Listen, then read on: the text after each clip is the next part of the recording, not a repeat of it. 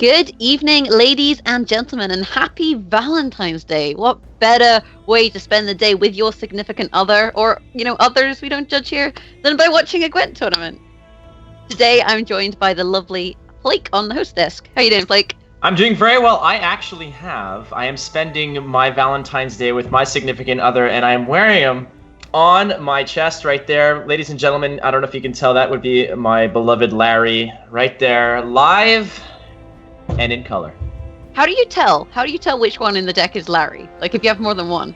See, they all started out as Leonards, and then as they did good things for me by hitting the right unit, lining up Scorches, eventually they became Larrys through the promotion and the transmutation into premium. They're all Larrys to me. They're all Larrys. These significant others, like I said, we don't judge.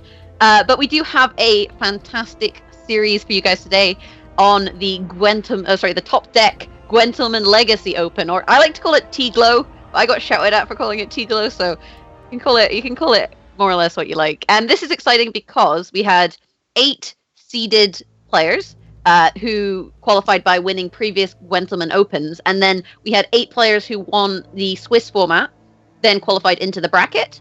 And we should be able to see the brackets here on the screen, so you can see each player and how they've fared so far coming into the semifinals. It's looking rather interesting here. Red Rame, obviously a runner-up in the past, but 3 dark horses coming in with Lalana, Mr. Rovan, and Sviat. So there's definitely some interesting elements at play here with some new names making a stage here at the T-Glow.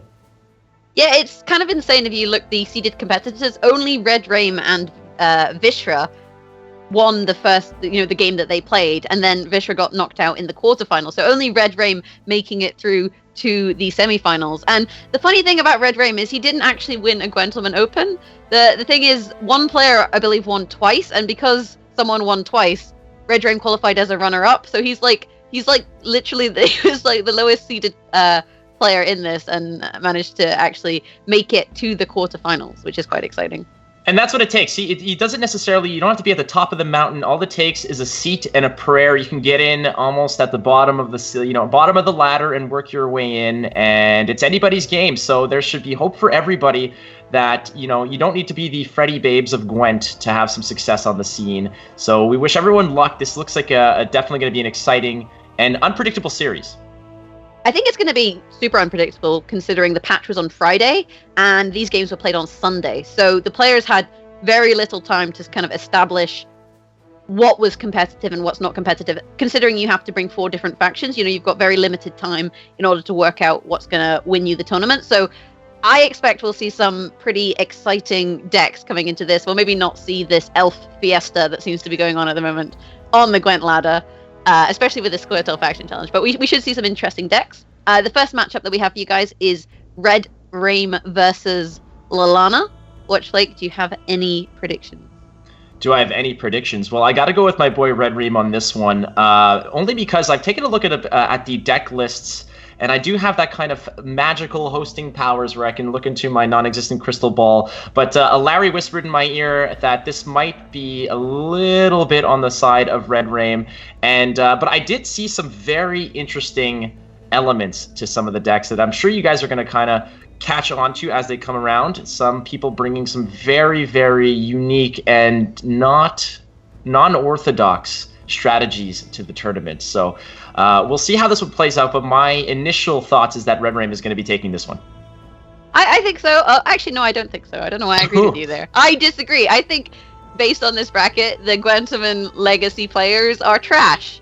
This is what I'm led to believe, considering you're all getting knocked out. So Red Rame, although he did make it this far, I feel like it's the underdogs coming out, and it's going to be a great set. But all I can say is that I think it's going to be one bizarre adventure.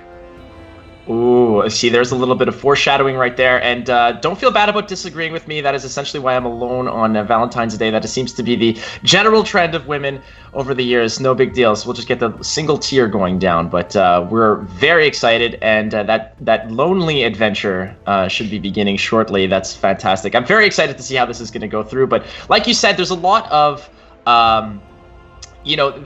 there's been a lot of dark horses, a lot of underdogs that have sort of risen to the top in this tournament, especially with the Final Four coming through. But eventually things tend to equalize, as they say, and a lot more of the more tried and true tend to eventually sift out where they're the ones that are left standing. So I'm going to put my eggs in that basket. I still believe that despite your dark horse mentality, that, you know, the tried and true is going to come out on top.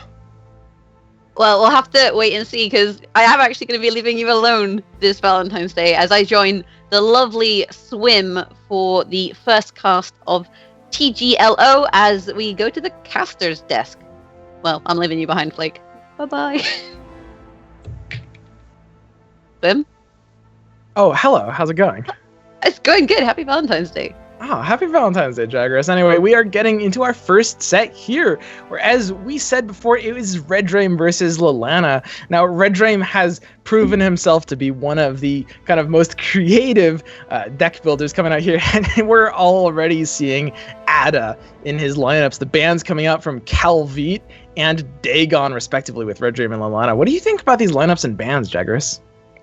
I think Calvi is kind of a very standard ban. You know, people were expecting Spies not to have been changed too much, and Spies was a top tier deck before the patch. So going into this, I'm not really surprised to see players wanting to ban out the Nilfgaard deck. Dagon ban I find a little bit more bizarre because, you know, monsters are they're not seen as being that strong. Saying that if you don't have weather clears in your deck, then maybe Dagon is something that you want to avoid. Yeah, it looks like we'll be seeing a pretty diverse set here. I mean, the only leaders that were brought by both players is Dagon, and it was banned out from Red Dream, so Lalana will not be able to play it. But we should be able to get into the first set of games with Red Dream's Ada, which I assume has to be some kind of cursed style deck, versus Lalana's Broover. Yep, and the Broover deck is actually a Shoop deck. This is what I've been quite excited to see going into this. We do know there is in the hand of Lalana that the Broover deck was a Shoop deck. So 25 different cards going forward. And do you think Red Dream's expecting this?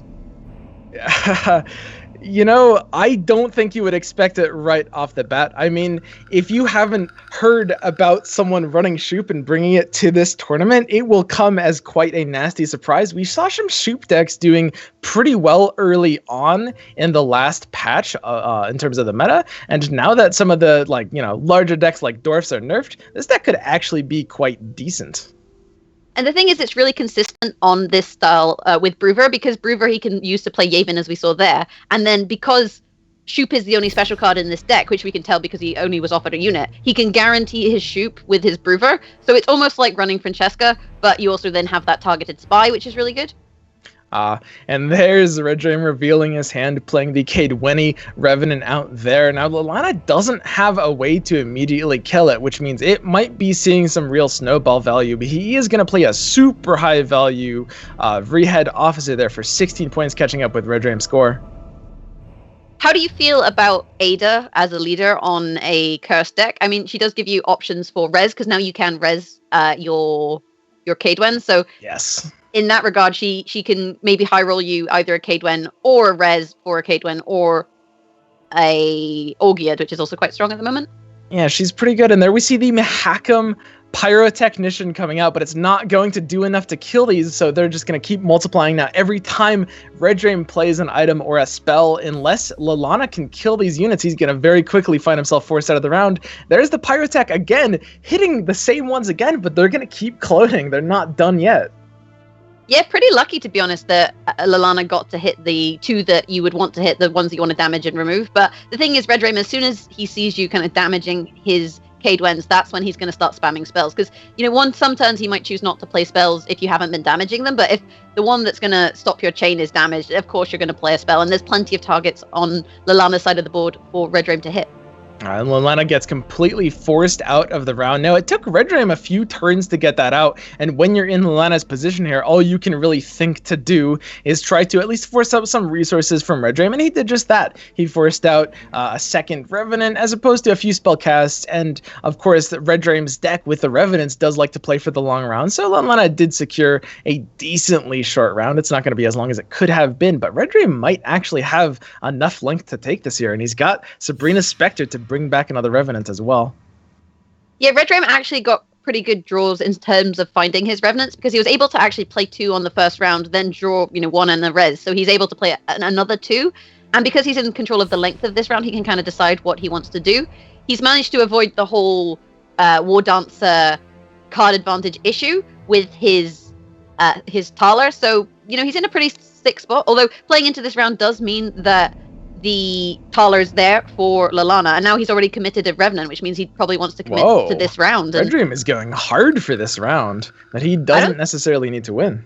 No, I don't think I agree with that. I think if you've committed a 13 strength spy, you've reversed the card advantage that would have been gained with War Dancer. So at this point, you're, I think, safer just passing and going into a long final round. Well, at the same time, given he's actually doing quite well for himself here. He's baiting out some of the removal that Lilana has. That was a fantastic 2-card trade from Red Dream, forcing out the Panther and the Igleas on the Cursed Weapon. He effectively, I think, predicted that Lilana would have a small amount of answers, and those answers always trade up favorably to the Revenants. So forcing them out that round as opposed to round 3 is definitely much better.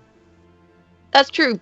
But on the flip side, Red Dream now has to pray to RNGesus that his Ada is going to give him a Revenant, because he's played 3 plus his res. He's got no more access, so he needs to find the Resurrect or the Revenant on Ada if he wants to get that synergy. And Lilana's still got Shoop in hand as a fantastic finisher, or just a card that gives you a lot of options. You can put weather effects on every single row or hazards on every row.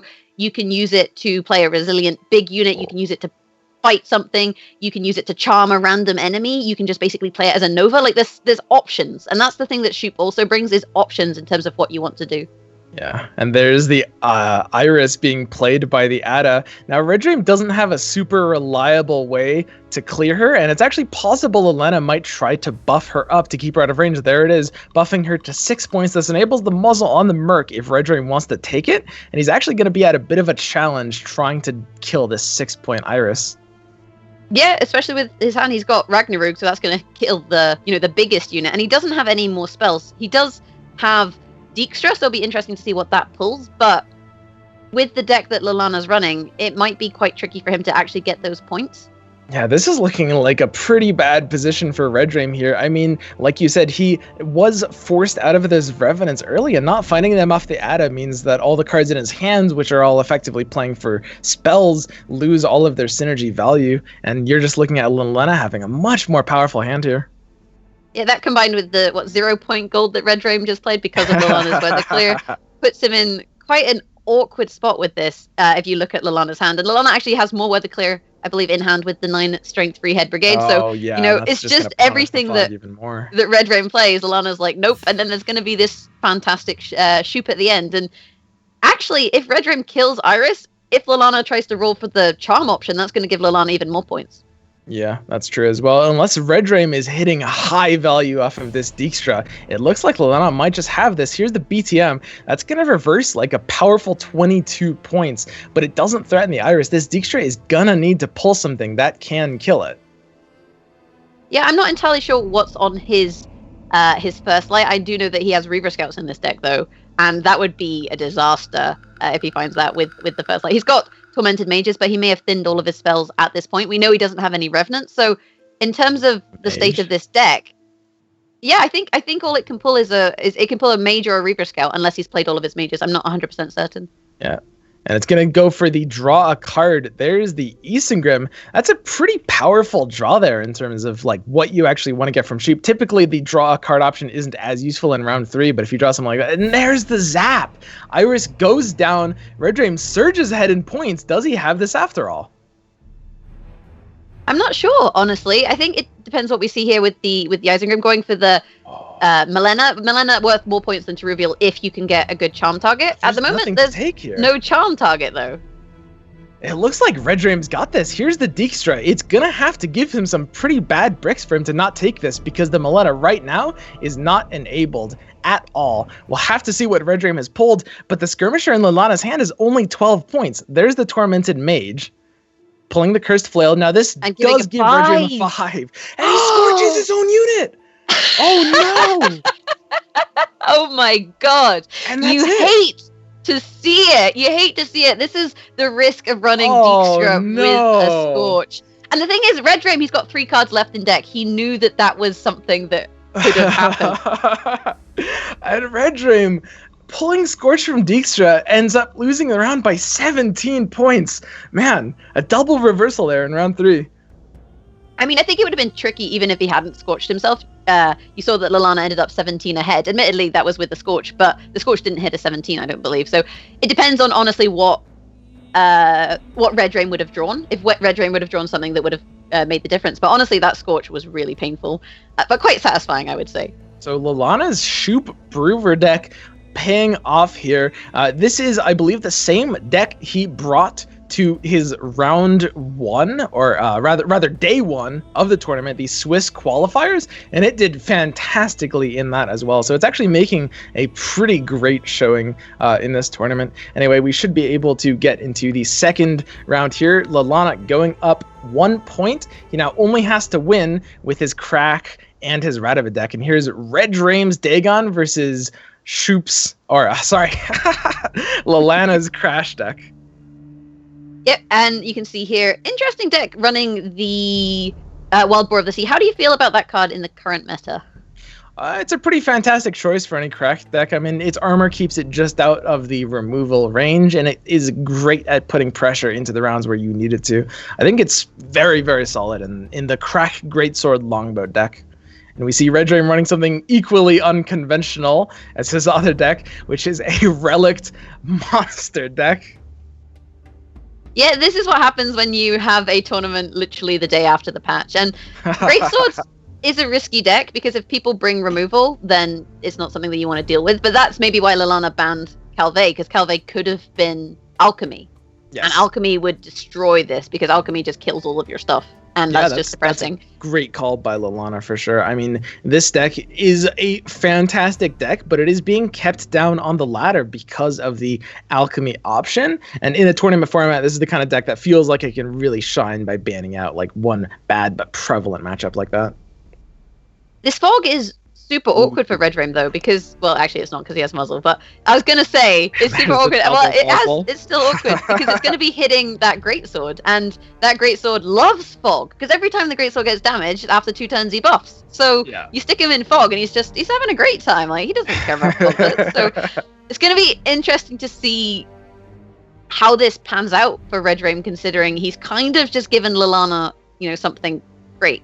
Yeah, the Fog never bothered him anyway. But we see in Red Dream's hand, he has the Vader Maker and he has the Morvud, and these are going to represent fantastic control options. He will be able to deal with one Greatsword / Longbow twice as well. So we'll have to see exactly how he decides to use those resources here. It looks like he wants to take the Zap with the Vader Maker. So do you value Morvud more on a Longship or on a Greatsword? Because Greatswords you're going to have to lock early because they strengthen, right? And they're great res targets. So what do you want to do? Whereas I believe Longship boosts as well. Or does it strengthen? I always mix these. It boosts. So Longship boosts. Morvud is also good on Longships because it resets them. But on the flip side, but they're not a graveyard target. The Longboat coming out to the left of the Wild Boar of the Sea means it's just out of removal range of the Vader Maker. So Red Dream is going to have to use that on the other Greatsword. It's coming out now, and this is going to be within the removal range of that Zap. That's true. We'll have to see whether he goes for it. Saying that, Lilana does have reses in hand and also does have the Heymei Battle Maiden, I believe, in hand, allowing him to pull another target. So if he's running 3 Greatswords, he can actually get a third one out. So realistically, the removal is not that powerful. Yep, and there's Red Dream there just developing that Fiend. He obviously plans to eat it with a ghoul later for a sweet 17-point bronze play. But the problem is that Lalana is playing for, I think, a better round 3 win condition. He's putting some real pressure on Red Dream here, and with the exclusion of this one zap from the Vader Maker coming down now on the Greatsword, Red Dream can't do quite enough to put the same amount of pressure on Lalana for this round. That's true. I mean, you've got the Foglet on board, so he's getting some point ticks, but it's a Foglet versus the synergy of great swords and boats. And as time goes on, Lalana's just going to be racking up more and more and more points. And with a Slizzard in hand, does he even have a graveyard target for it? I don't think he does. And there's the pass coming out by Red Dream, not wanting to commit the Woodland Spirit. He has to take a pass there because there's no way elsewise he can guarantee staying ahead. You're going to see a clean Jenge coming out from Lalana. This represents a great res target from Sigdrefa in a later round, and Lalana is cleanly taking out round 1 here, and with a fantastic win condition there. Now, if Red Dream has the Caretaker, he will be able to supremely punish that. And Caretaker is, of course, a relic, so he will have a pretty easy time fitting it in this deck. We'll have to see if Red Dream has it and draws it. I guess the counter to that is playing into round 2. That's sometimes something that people choose to do if they're worried about the Caretaker. As it is, Red Dream isn't running it in his deck. He's gone for Whisper's Tribute, Weaver's Incantation, Woodland Spirit, and Muzzle. But Lalana doesn't know that. So the question here is, does Lalana take the res now and play, to secure against the Caretaker? And actually it looks like Lalana's decided to play into this round. Yeah, I think that he's very confident in the Greatsword deck's ability to just smash out a short round 3, right? He'll be playing the Corsairs next on the Longboat and just chaining this Greatsword more and more. Like you said, he might actually play around the Caretaker and just try to go for the 2-round on Red Dream. This is one of the kind of rare instances where a 2-round in Gwent actually becomes a very efficient method of trying to block out the opponent's win condition, because that Greatsword is not something you want resed against you in round 3. Not at all. And you see the Corsairs coming out and setting up this boat combo some more. And Red Dream is running out of answers for it, which means that this Greatsword is just going to get bigger and bigger and be a bigger res for round 3. And that's a pretty good value Cyclops there. The Cyclops combo with the Ghoul, smashing that Greatsword out before it can get buffed further. This could actually force the Sigdrifa this round. He's deciding whether he wants to go all in. He does it. Here's the Sigdrifa on the 14-point Greatsword, and that is a commitment. That is saying we are 2-rounding here.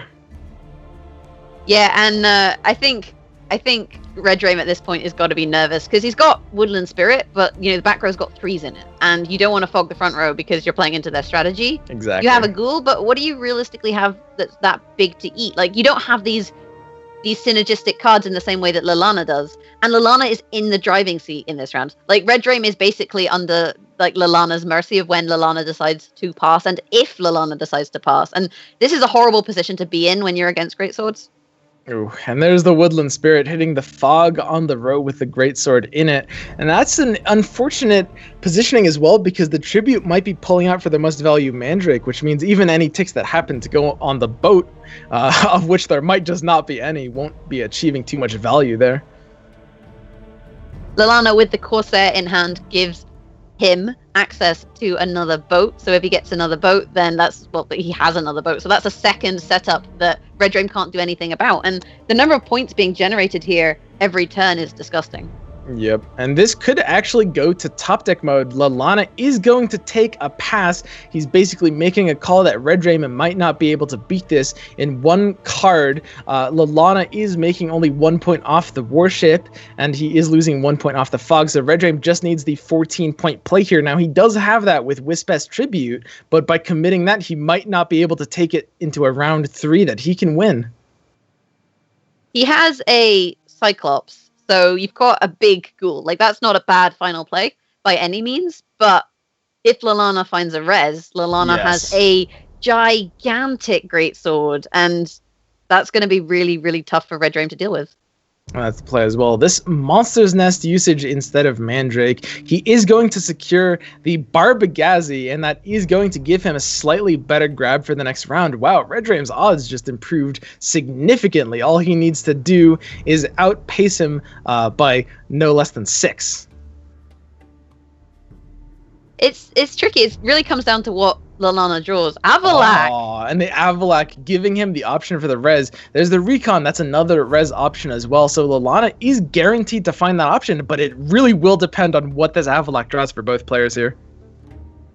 Yeah, this is what it kind of comes down to, is also long rounds favor, I would say favor Lalana, because you can again set up more kind of point generation compared to Red Dream. I'm wondering if Red Dream has anything that is a brick, in his deck compared to Lalana. It's definitely possible. We're seeing Lalana throw out the Avalak first. Here's the Captain and the Ornamental Sword. Not the reses he wants, but he will be getting something. And there's a Mandrake from Red Dream. Oh, and a bricked She-Troll. That's a 1 point silver there. Oh, yeah, you hate to see that. Silver. And the Mandrake is going to be getting okay value against this Longboat because it's buffing, but it's never going to be really fantastic value. There's the Slizard coming out now, and it looks like Lalana will probably have enough points to take this. He needs to find a res. He finds the Freya, and this res is the Greatsword, and that, I think, will be it for this round, unless, of course, this Ornamental Sword can undershoot this Mandrake by enough. Yeah, I don't even know. Like, he's going to get, 6 points from the Mandrake? Yeah. It's a 6 point Mandrake. And, I mean, he drew a 6 point Mandrake and a 1 point She-Troll compared to Lalana's draws with Avalak. So I think Avalak definitely won that game for Lalana. And, props to Lalana. It was very clean. Yeah, that was a blowout round 3. I mean, if Lalana didn't have access to a res, which you are relatively reliant on getting, but you have a very high chance of getting it. You've got Recons, you've got the Avalak there. You are pretty solidly, like you just said, in the driver's seat of that position. I think that pass coming out from Lalana was great. You don't want to commit the Corsair, just specifically because against the Relic deck, there's not a single card you want to force out. And very specifically, you want to enable yourself to mulligan the Corsair in case you draw something like a Recon or something like an Avalak, because those are unreliable grabs for Freya, which gives you just more chances of getting it. Anyway, Lalana going up 2 cards here. He only needs to win with his Radovid deck to take this series, and Red Dream just getting blown out so far at this point. Yeah, Red Dream basically just getting destroyed so far, and it'll be interesting to see what Red Dream chooses to play here, knowing that he's going up against Radovid, because he's going to have to win with that Ada deck versus Radovid, and that is never, ever going to be a fun matchup. Really, really hard. Even if he can win with the other 2 against it, the Revenants just get absolutely destroyed. Going to game 3 now, Red Dream's Ithne deck, the last one we haven't seen, versus Lalana's Radovid. And that is an interesting deck from Lalana coming out there as well. It's a Siri Nova armor style deck with Mandrake in it as well. Yep, and we've got some trebuchets there, just to, I guess, deal a little bit of damage. Red Dream, his deck looking fairly like the elf deck we're seeing all over the ladder, opting for the Ithne leader. You see this deck a lot with Francesca. I assume it's probably a Sirinova deck. What do you expect? Yeah, it looks like it will be at this point. We'll have to see. There's the Yorveth punishing that Trebuchet very hard and swinging the tempo in Red Dream's favor. This puts Lalana into a pretty compromising position because he's lost the coin flip. He has to stay ahead, but he's lost out on 6 points of pure tempo right on that exchange. And Red Dream's entire hand is buffed, so Lalana could actually be in a very compromising position. Yeah, and that's basically the play you love to see when you're running Yorveth, is an 8-point engine. As soon as they slam down that 8-point engine, Yorveth, he buffs all of the elves in your hand. You want to play him early, preferably first play like that. Seeing something that then also is good to remove is just going to make Red Dream very happy. And these 1 points, they stack up, especially with the number of elves that Red Dream does have. And there's the huge tempo smash coming out from Red Dream with the Officer into the Yavin. Again, this is a 19-point play after being buffed by Yorveth. And we're seeing Lalana, he's struggling to keep up, but he is still able to develop these engines. And now that Yorveth is blown, Red Dream does not have an answer for this stacked armor. He's going to scout. He could hit something to peel off that armor. Takes the Elven, the Hawker Healer. And Lalana needs to catch up 22 points here. Yeah, I think you do have to kind of high roll with your scouts if you do see the aspirant or whatever it is that he's now called. Though Red Dream doesn't have a lot of kind of damage in this deck, so cards like aspirant do rack up a lot of points. And also Red Dream opting to mulligan Yavin, which means that he may not be able to use it, later on in the game. How do you feel about that? I think mulliganing Yavin ends up being proper. You'll often end up drawing him later anyway. But without the Brewer, it does become a little unreliable to get him back. There's the Aileron for tempo, and Lallana is just going to be content playing out these Thunderbolt potions. Now that he's committed both of his potions, he doesn't really have a way to reapply the armor if the aspirants lose it, but he's making the bold claim that they are not going to lose it, and with Red Dream's hand, he is absolutely right. Now, Lallana is just going to sit very, very comfortably with the Mandrake, ready to threaten that 19-point swing on the officer whenever he needs it. Yep, out comes Radovid to stop that Dragoon from racking up any points for Red Dream. But Red Dream has a lot of elves, and with this mulligan, you can see all of them get buffed. They're having a pretty good time at the elf party. So here's Lallana. He is kind of in the business of staying ahead here. He's kind of turned the tides. I mean, Red Dream had the tempo early on, but because Lallana has the Mandrakes and he has these aspirants, he can stay ahead pretty comfortably. Oh, and Red Dream takes the pass. If Red Dream hadn't passed there, he might have actually gotten pretty punished by an early Mandrake that just threatens to stay ahead of him for the rest of the round, even with his elf buff bonuses coming out there. Yeah, I think as soon as you see two aspirants like that, you're pretty much done, because he doesn't have any damage in hand, so there's nothing he can do about all of that armor and all of those points. And generating 4 points per turn is, that's a lot. Even with these elf buffing cards with the free heads in order to buff all of your elves, which are tempo plays, considering he's getting 4 points a turn, that doesn't make your tempo plays become much smaller. And there's the Mandrake on the Aspirant. That is a fantastic play. That Mandrake showing huge value this game. It was able to threaten the 19-point swing, which allowed Lallana to play more comfortably from behind for the pass when it happens. But because Red Dream passed when the point difference was so small, Lallana was able to put value into his Shawnee, which is able to res the 13-point Aspirant later if he needs it. Yeah, and that's going to be really difficult for Red Dream to deal with because, like we said, Red Dream has very limited removal. All of his removal, I believe, is on his Elven Scouts, which means you have to kind of high roll. War Dancer there is a nice draw because it's just free 3 points. You know exactly what you're going to mulligan, but does he have a Dead Isengrim? It actually could be. I don't know if Teruvial is the only elf in Red Dream's deck, or the only ambush.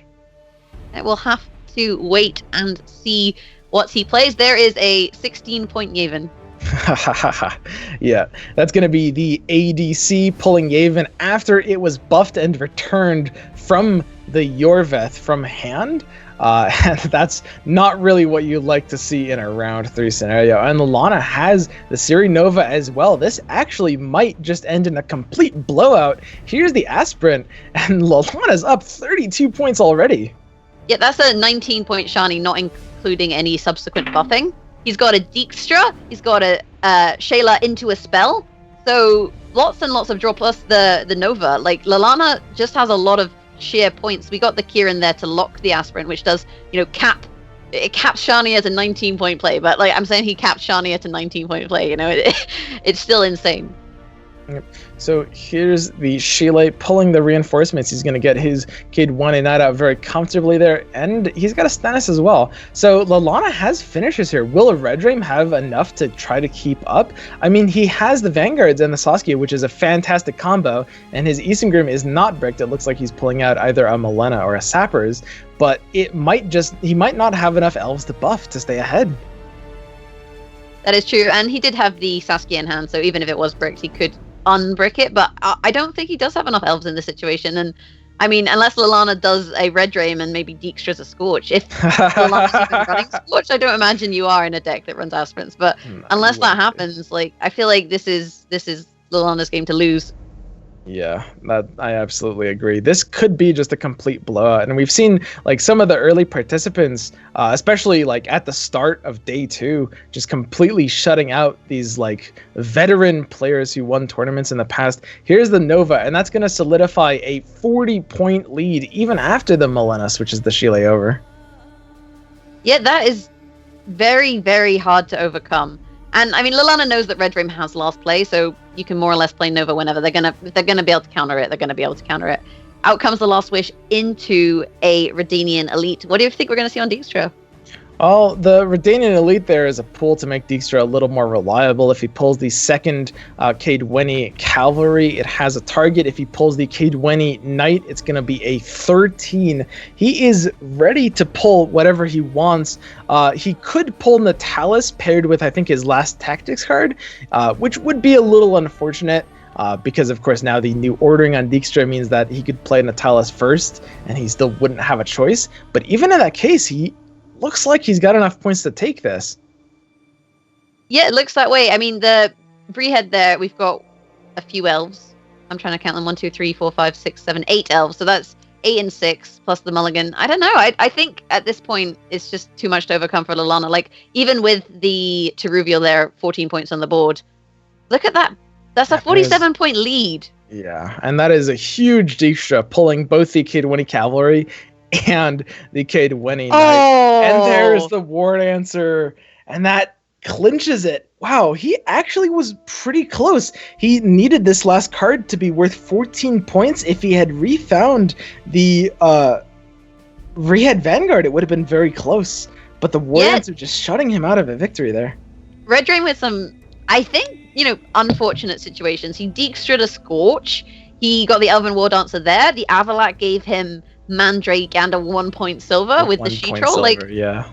Honestly, it's just like every kind of painful situation in Gwent that you can imagine, like game after game after game. And I think Red Drain gave a fair effort, but the gods were clearly favoring Lallana. And honestly, Lallana brought some great decks. We had some Shoop, we had some great swords, and a really solid Radovid. You hate to see it. It seems like the theme of this tournament is the veteran players that were the champions of their TGOs are getting shown up by a lot of these kind of dark horses that are playing these tournaments and achieving very high standings for the first time. Yeah, it's going to be interesting to see where these names go from here. And speaking of going from here, we actually have a very special little video for you guys to see, a upcoming Topdeck event we have a special leak for, and I hope you guys enjoy as we go to that.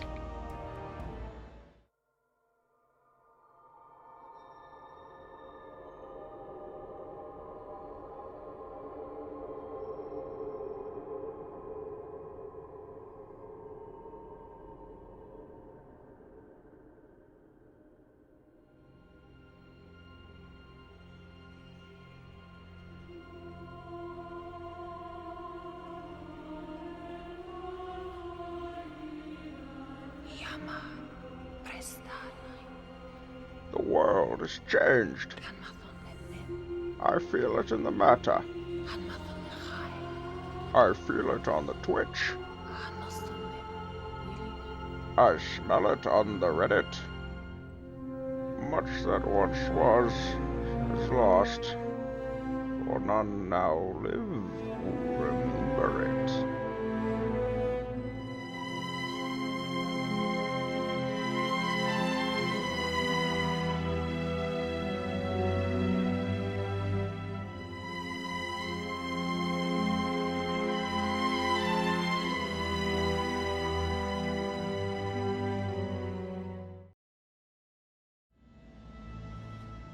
And there you go. Coin Clash 2 is coming soon. Like, I have a poem about coins. Speaking of coins, would you like to hear it? I would love to hear it. Let's go. It's a special Valentine's Day poem, okay? I wrote it myself. You may be able to tell. So, coin flip is red. Coin flip is blue. Picks the coin flip. There you go. Happy Valentine's Day. Very simple. That's usually how these things go, right? You want to get straight to the point. No nonsense Jaggeress with her fantastic poetry. That is brilliant. That was a great match. That was so I was wrong. I could admit that. I'm a man, but I can change if I have to, I guess. That was fantastic. I will say this though. That is definitely let's press F to pay your respects right there. Wow. Yeah, it was a massacre. Like, I mean, he burned his own units, at that point. Whose fault is the massacre, really? Well, that was it. I was just the first thing I'm doing. I'm writing a couple of notes while I'm watching this, and it's just like game 1. Okay, well, you committed some revenants to round 2. Interesting strategy. If you want to go to 3, or sort of. Okay, wait, hold on a second. You burnt your own units, and that's pretty much. It's out the window. Doesn't matter anymore when you're scorching your own freaking units. Is that the most embarrassing thing that you can do besides passing when you're down a round? I don't know, but Red Rain definitely did not perform like I kind of hoped he would. Yeah, I mean, losing to a Shoop deck, it's got to feel bad. It's got to feel bad. How did you feel seeing some? I was gonna say Shoop's Bizarre Adventure, but he's now Shoop's Day Off. Well, definitely. So his day off is well earned because he did kind of come out of nowhere and take that round, which was fantastic. And they do get you. Shoop is not necessarily a trash garbage card. It will get you every now and then, and though it's not the most reliable option, sometimes it does happen to just come out of nowhere, steal a game, which it did. And I mean, I guess DJ Extra kind of came out of nowhere as well and sort of mailed that one in for him on that end. But I do have some poetry as well, Jag, that I want to share as well, that this kind of came up to me very recently. I don't know if we can sort of cut back to us here, but I got a Valentine while that game was going Valentine. on. Absolutely. So I wanted to share it. And because, people, it's Valentine's Day, and though you're spending it with us, and that's fantastic, I got one that I wanted to share with you. It says to Flake, and I will read it to you. It looks like it was given to you by a child. I'm just going to put that one out there. Listen. In today's political climate, I cannot confirm or deny that. That would be very damning. But that said, it does say there's a heart from Larry. Aww. Right? I guess the fact that I'm kind of wearing him on my chest just makes it that much more exciting. But which Larry, Flake? Which Larry? Oh, yeah, gee. Different plants in different area codes. Different hoes in different area codes, apparently. We're not going to actually make that happen. Nonetheless, friends, that was a tremendous and exciting thing. And we do have someone to thank, Jaggeris, do we not?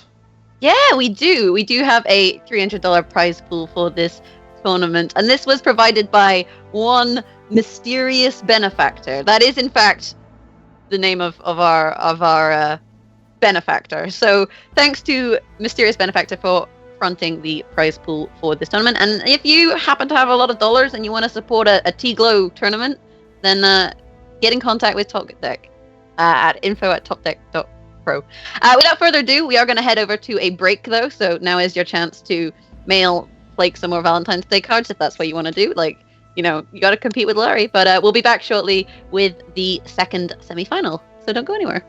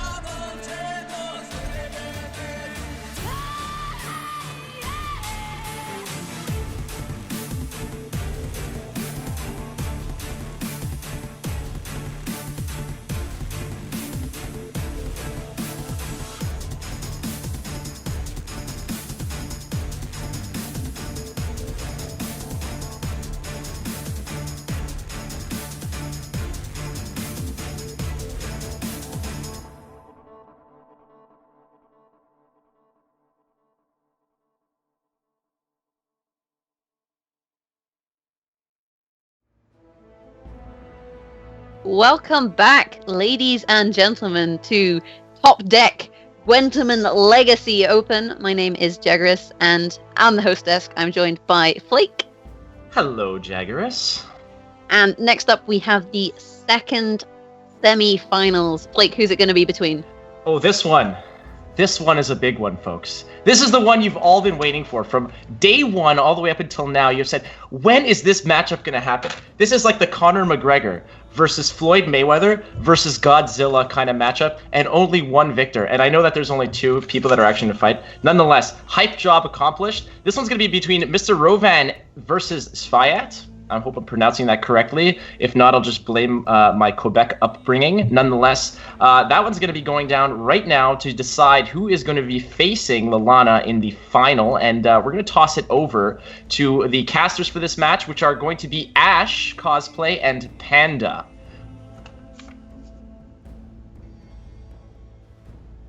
Do we have casters? Are they there? Hello? Oh, they are Hey guys. Hello. Hello, hosts. How's it going, Well, everybody? have fun, casters, and good luck with your set. So I'm really looking forward to this matchup. These are two relatively unknown Gwent players, but I'm very excited to see what they bring to the table. I know we've got some very interesting decks today. One which Flake I know is going to be very excited to watch the games of. How are you feeling about this, Panda? It's great to not see any Nilfgaard, so that's already a great start. But like you said, really just unknown names all around the tournament. I mean, we had the top 8 from a ton of different tournaments, winners from past tournaments coming into the day 2, coming in hot, trying to win this tournament, trying to take home the prize money, but, they're all gone. It's all over for them. So like Flake said, I mean, 2 very unknown names, Mr. Rovan and Sviat. We don't know much about them, so hopefully their gameplay is going to, cue us into what kind of decks they play and what kind of game plans they bring, but overall, really excited for this match. Yeah, so we know these are both Russian players, I believe. So it's going to be interesting to see what this scene brings, because I know Russians have a very strong presence here on Twitch. But it's going to be nice to see, the types of things that they bring here. And there are definitely some interesting inclusions in some of these deck lists, which I'm so excited. Yeah, we see Ethne, which is a pretty, common deck to bring now. I think it's still pretty powerful even after Dwarves got nerfed. And then Dagon had a big resurgence this patch as well with the Death Wish kind of combo there with Weather. It's been working pretty well, so I'm not surprised to see it in this tournament either. It's been going pretty well on ladder with that deck as well. And then Kraken Crate is always a bit of a mystery. You never really know what you're going to get. It can be great swords, it can be a whole lot of stuff. So we'll see once it comes up. And then of course Hensel. I mean, he's a deck that hasn't changed much in the past few patches. So not too many surprises there. Yeah, pretty standard stuff, but the one I'm most excited for here is the Death Wish archetype. It's nice to see that kind of revived as of late, and it's just going to be nice to see some kind of new interactions that we're not used to seeing in tournaments, because it's not really been a competitively viable deck. Yeah, exactly. We're going to go into game 1 right about now and see what kind of action we can get into. Ethne right away from Mr. Rovan against Ethne versus Viad, so an Ethne mirror right off the bat. We'll see here with the mulligans. Roach, definitely not a card you want in your hand. We see a pretty elf-dominant hand, so we can assume it's going to be a very elf-centric Ethne deck from Sviat. Whereas in Mr. Rovan's hand, we see, still some dwarves here from last patch. Maybe you didn't get the memo. And we also see Farseers and Dragoons, so it could be a good boost synergy with these skirmishers as well. Yeah, we also see Sviat here with the Dopplers in hand, 2 of them. So that's going to be pretty fun. We've also got 2 Elven Scouts there as well. So we're going to see quite a lot of create going on in the Sviat side of the board. Yeah, and a lot of thinning right away. Elven Mercs are great with this, with recons, of course, and still more thinning, not done yet. And then we got some RNG to finish it off. So a great, first play for this game. Yeah, that's one thing which Scoia'tael have always really been kind of known for, isn't it? Their ability to chain cards and really get through the deck and be able to access whatever they need in a pinch. But it's also helping, obviously, with some early thinning for later on consistency in the deck draws. Exactly. And right away we see Dopplers that are cards you really don't see in competitive Gwent, or at least haven't seen in the past. If you go into this, into this tournament without really, maybe a month back in Gwent State, you would think this is not a serious tournament, because there's a lot of very interesting and kind of weird creative decks that you wouldn't expect in a tournament that, has some prize money, has, some pride on the line. But in this case, I'm happy to see some, variety and not just the standard kind of decks we saw all of last patch. Yeah, definitely. I think it's great, and I think that's probably a testament to how early we are in the current season, and there's been a lot of changes to the cards as well, so we're kind of in that nascent stage of the patch where there's a lot of innovation happening. There's not a settled meta, so we're getting some variation, and it's really nice to see. Exactly. Right away, we see the skirmishers. They got changed. I think everyone knows this. It was the first thing people were looking for in the patch. And then we see right away Yorvis killing that Dragoon, denying a lot of value in a long round one. Yeah, that's also going to impact on the Farseers as well. So that's just denying the value which would have been gained off of those. Exactly. It's not just the points being added to your hand, it's also the Farseers getting buffed if you don't have other units buffing on that same turn as well. So definitely a great play with that removal there. And we see some, very good control there, boosting your hand as well for the Elf synergy for Zviad. So I think he's looking pretty good here. A big lead, fairly decent hand. He has a Glice as well, which is great in this mirror matchup, I think. He also has a Scorch in hand, which is going to be a very big deal if those Farseers begin to tick over the course of the round, especially if they're not staggered. That could be a very big Scorch later on. And then we see the Skirmisher. Classic. It's always hard to stagger those units. I mean, obviously you're playing in different turns, but it can happen kind of with Imperial Brigades and Spies as well, where you misplay a bit, you don't really notice, and all of a sudden you're getting a Scorch for 30 plus points, and it might just ruin your game. So Mr. Rowan has to be very careful to try and dodge that Scorch and not fall into that trap. Mm-hmm. So here we see the first Doppler being played now. We've got the Hawker Healer coming out now. It's going to boost 2 allies by 3. Pretty nice draws. Yeah, it's a good point swing. I mean, these Squaresol cards normally have a pretty decent, value. In general, when you play them, they don't really rely on synergy too much compared to other factions, which is why these kind of RNG effects work pretty well. We saw with Elven Scout last patch as well. You just get, the standard 11 to 12 points almost every time. Oh yeah, definitely. I mean, we definitely saw the prominence of these skirmishes in the last patch, but they're still here, not as crazy as they have been. Oh, and we're going to get a Scorch, are we? You got a good lineup there. I mean, 18 points for a silver. Yeah, it's not too bad. I'd take it. Not bad. Especially if you want to put, some oomph into this round one. There's a big gap already, so this is definitely telling Mr. Rowan to be careful and maybe think about passing, because I mean Zviad is highlighting it there for us. 31-point gap already. Mm-hmm. And Zviad also lost the coin flip as well, so this is looking very good for them.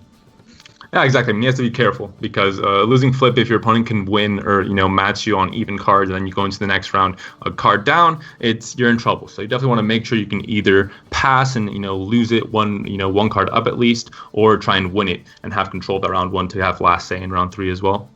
Yeah, definitely. And both of these players are running Yavin, although neither of them have drawn into it. So we might not see Silver Spy abuse unless they get it in the next round.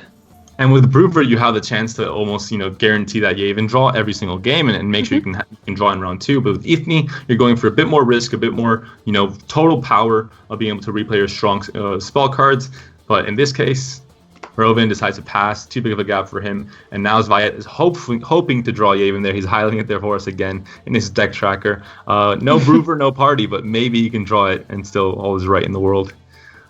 He has one mulligan, one chance to get him. Choosing to get rid of the Doppler here, possibly a sensible decision. Yeah, it's always risky to have against a bronze card, so you're almost always going to find something either the same value or better. But no Yavin for our friend here, Zviad, which is not what he wants to see because it gives him a lot less control of this round 2. He might have to dry pass now and try and go into a long round 3 just to make sure you can get card advantage. But we saw 2 very important draws here. So Mr. Rowan got the Dragoon, which is going to help him to be able to utilize his Farseers, and Zviad also got Shiru, which allows him to have another Scorch. Yeah, and Mr. Rowan definitely wants to get out those volunteers immediately, or as soon as possible, because it might mess up his draws in round 3. And if we're definitely going to see volunteers coming out. Just thin out your deck and make sure you can't draw into those. And again, a 9-point play is not really a power play for round 3, so you don't mind kind of spending that in round 2 just to get rid of them. Yeah, definitely. Round 2 is really just a token gesture of points, isn't it? It's just dropping things you don't need or the least useful thing if you get dry passed on like that. Exactly. And it frees up mulligan as well, so you can play a bit more risky to try and get, the maximum amount of points you can for this finishing round 3 where every single point matters. Okay. And we see that right away, Dragoon, the cards that you want to get, that are going to get you points over a very long turn or a very long round, the sooner you play them, the better, because obviously you're going to get much more points if you play them early on. Yeah, and here we see Zviad going into very quick Elven Scout, probably looking for some sort of solution to the Dragoon, not finding it, unfortunately, and just going for the points instead. And there we see 2-point Elven Scouts. They didn't even get nerfed. Sviat just played around the nerf altogether. And again, 13-point Bronze is not too bad at all. And Ida for a Fog right away, so not scared of any kind of weather. He decides to play Fog and have that ticking time bomb right away. And it could even kill the Dragoon as well, even though it only gets the 8 points of value for 4 turns of Fog ticking. Killing that Dragoon is also a few more points you get to scratch off your opponent. Yeah, definitely. And although the Fog is effectively doing 1 point per turn now as the boost is happening, getting rid of that is really a priority. Although playing Weather against Scoia'tael is normally quite a brave option, as they normally have some way to be able to clear it, but right now neither player does. Yeah, it is always risky, but we see no real clear from Rovan here. He just goes for points with a Skirmisher. Skirmisher is still a decent option. Obviously, it's not as good with Poly, where you can res it and it's going to strengthen instead of boost. But still, with this Farseer combo, I think it's pretty good. It could still get you some decent points. You have good targets for agitators, and overall, I think it's still a good deck you can bring to the tournament.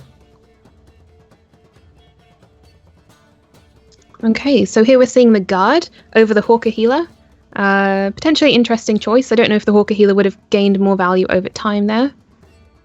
The Hawker Healer was also... No, I think it wouldn't have mattered too much. But I think the important thing to note here, though, is 2 Scorches from Sviat. And we're seeing a Farseer already, climbing up those points, already at 12 points, going to be climbing a lot more. So that value is going to be completely exterminated for sure, with that Shiru or even that Ethni into Scorch as well. Yeah, so Sviat is probably just biding their time here, knowing that they have a solution for that, and there's no reason to rush it. They can wait until the end of the game for that. Exactly. And then the Archers, they can also help to line up a Scorch, a double Scorch as well with all the Scorches you have in hand already. So I think the Archer is going to definitely play a big point in this as well. It's going to be tough to say if he can be able to line up multiple units, but if he does, that could be game winning. Yeah, it's also going to be interesting to see how Sviat chooses to use Isengrim in this situation. Yeah, it's always a hard choice. Before, when you could kind of copy spies, it was a lot more, straightforward, especially in round 2. But nowadays, it's hard to decide if you want to, if you have more spell cards in your deck even, or if you want to just create a unit where it's always risky because it is RNG. You can't really get guaranteed pulls. You may get 3 cards you don't really want. But overall, I think you can normally pull at least 1 good unit. So I think Sviat's going to be fine getting the RNG if he needs it. Yeah, and there we just saw the removal of the Dragoon with the Archer. Very sensible decision, although it was going to die pretty soon. But still, it's nice to get rid of those guys. Yeah, very straightforward. I think Sviat does probably have a Mandrake still in his deck, which could also be good. But having 2 Scourges already, I think it's kind of overkill bringing out the Mandrake. So maybe it's not necessary because you're going to be killing the Farseer anyway. Yeah, if you had to bet at this moment, who would you put your money on? I think I'd probably go for Sviat, just looking at how things are going. I mean, the 2 Scorches are going to hurt, but the Aglicias might have a lot to say, with this. I mean, Yavin round 3 is not a good thing. I mean, you have Last Say, but playing a Spy round 3, especially a boosted Spy, you do have the Scorches, though, and you can line them up possibly. So it might just be, kind of no real importance because you can maybe kill the Farseer and the Yavin. But playing a Spy round 3 overall is not the best strategy. No, definitely not, especially when it's boosted, as you said. But having the Mandrake is important because that's going to be a reset as well. Exactly. We're seeing the deck that maybe thins too much. I mean, when you're playing the Yavin from, I believe it was a marching orders in round 3, then maybe you have a bit of a problem with your deck building. But it is also maybe an unfortunate sequencing for his deck. So we can't really roast Sviat on that one. But overall, just not the greatest pull from him. I think he's definitely not happy with that. Yeah, that could have been a downside from the Elven Merc chains, which we saw back in round 1 earlier. Just the hyper thinning and then all of the dwarfs coming out in round 2 as well. It's just one of the downsides. Exactly. Maybe having Brewer would have fixed this problem for him. He could have played the Yave in round 2, but in this case, it bites him a bit in round 3. We still see a big point gap because of that Spy being played for just so many negative points. It really did not help Sviat out. Yeah, we just got the classic decoy of Barkley into another skirmisher, which was a lovely play, classic play in this Scoia'tael repertoire, and it's a lot of points generated there as well. Yeah, exactly. I mean, that's something I think everyone is familiar with. I think we've all seen that combo happen, so nothing too surprising. I'm not even going to talk about it because everyone knows what happened already. Okay, so what are we getting here? We got the Archer hitting the Farseer, potentially lining up a Scorch here. That definitely looks like a lineup for the Scorch. Yeah. I'm not going to lie. And we also see a 40-point gap, though. I mean, even if that Scorch comes down, Rovin would still be ahead. It's just a huge gap. I mean, Zvaya is still a card up, so he still has a bit more to say here, but we're seeing a very big point gap right now, and there's only 4 cards left to play. It's not that many. Yeah, definitely. But if we see the Create coming off of Isengrim there, it's going to be interesting to see whether it's something which could be game-changing or not. Exactly. And we're going to have to see that Farseer does get boosted for 1 more. He's going to have to, because obviously the Dragoon is dead. So the Dragoon isn't getting boosted anymore. There aren't any more skirmishes to be played. So Mr. Rovin has to be careful with what he's doing here. He can probably expect a Scorch. I mean, he definitely knows that Ethne can play a Scorch. So if he can play around it in some way with a Glass or with whatever card he can pull here, maybe boost something more than 15. I mean, that's kind of his out here to try and dodge that double Scorch. Yeah, so it's a very interesting state to be in. There's not any fantastic target now for the artifact compression that Mr. Rovin has in hand. Sviat's been very good at keeping their units pretty low, obviously knowing that they're running the Scorches. Oh, we could see a Kjarn into the Yavin front row to get the double 13 Scorch. That could be, or just a Ida Fog in the back row. Could be an option as well, but then it's tricky because then Mr. Rovin might have a way to play around that as well and play around the double Scorch anyway, because he kind of has last say. Depending on what you play, he might have something to counter that. So it's always tough.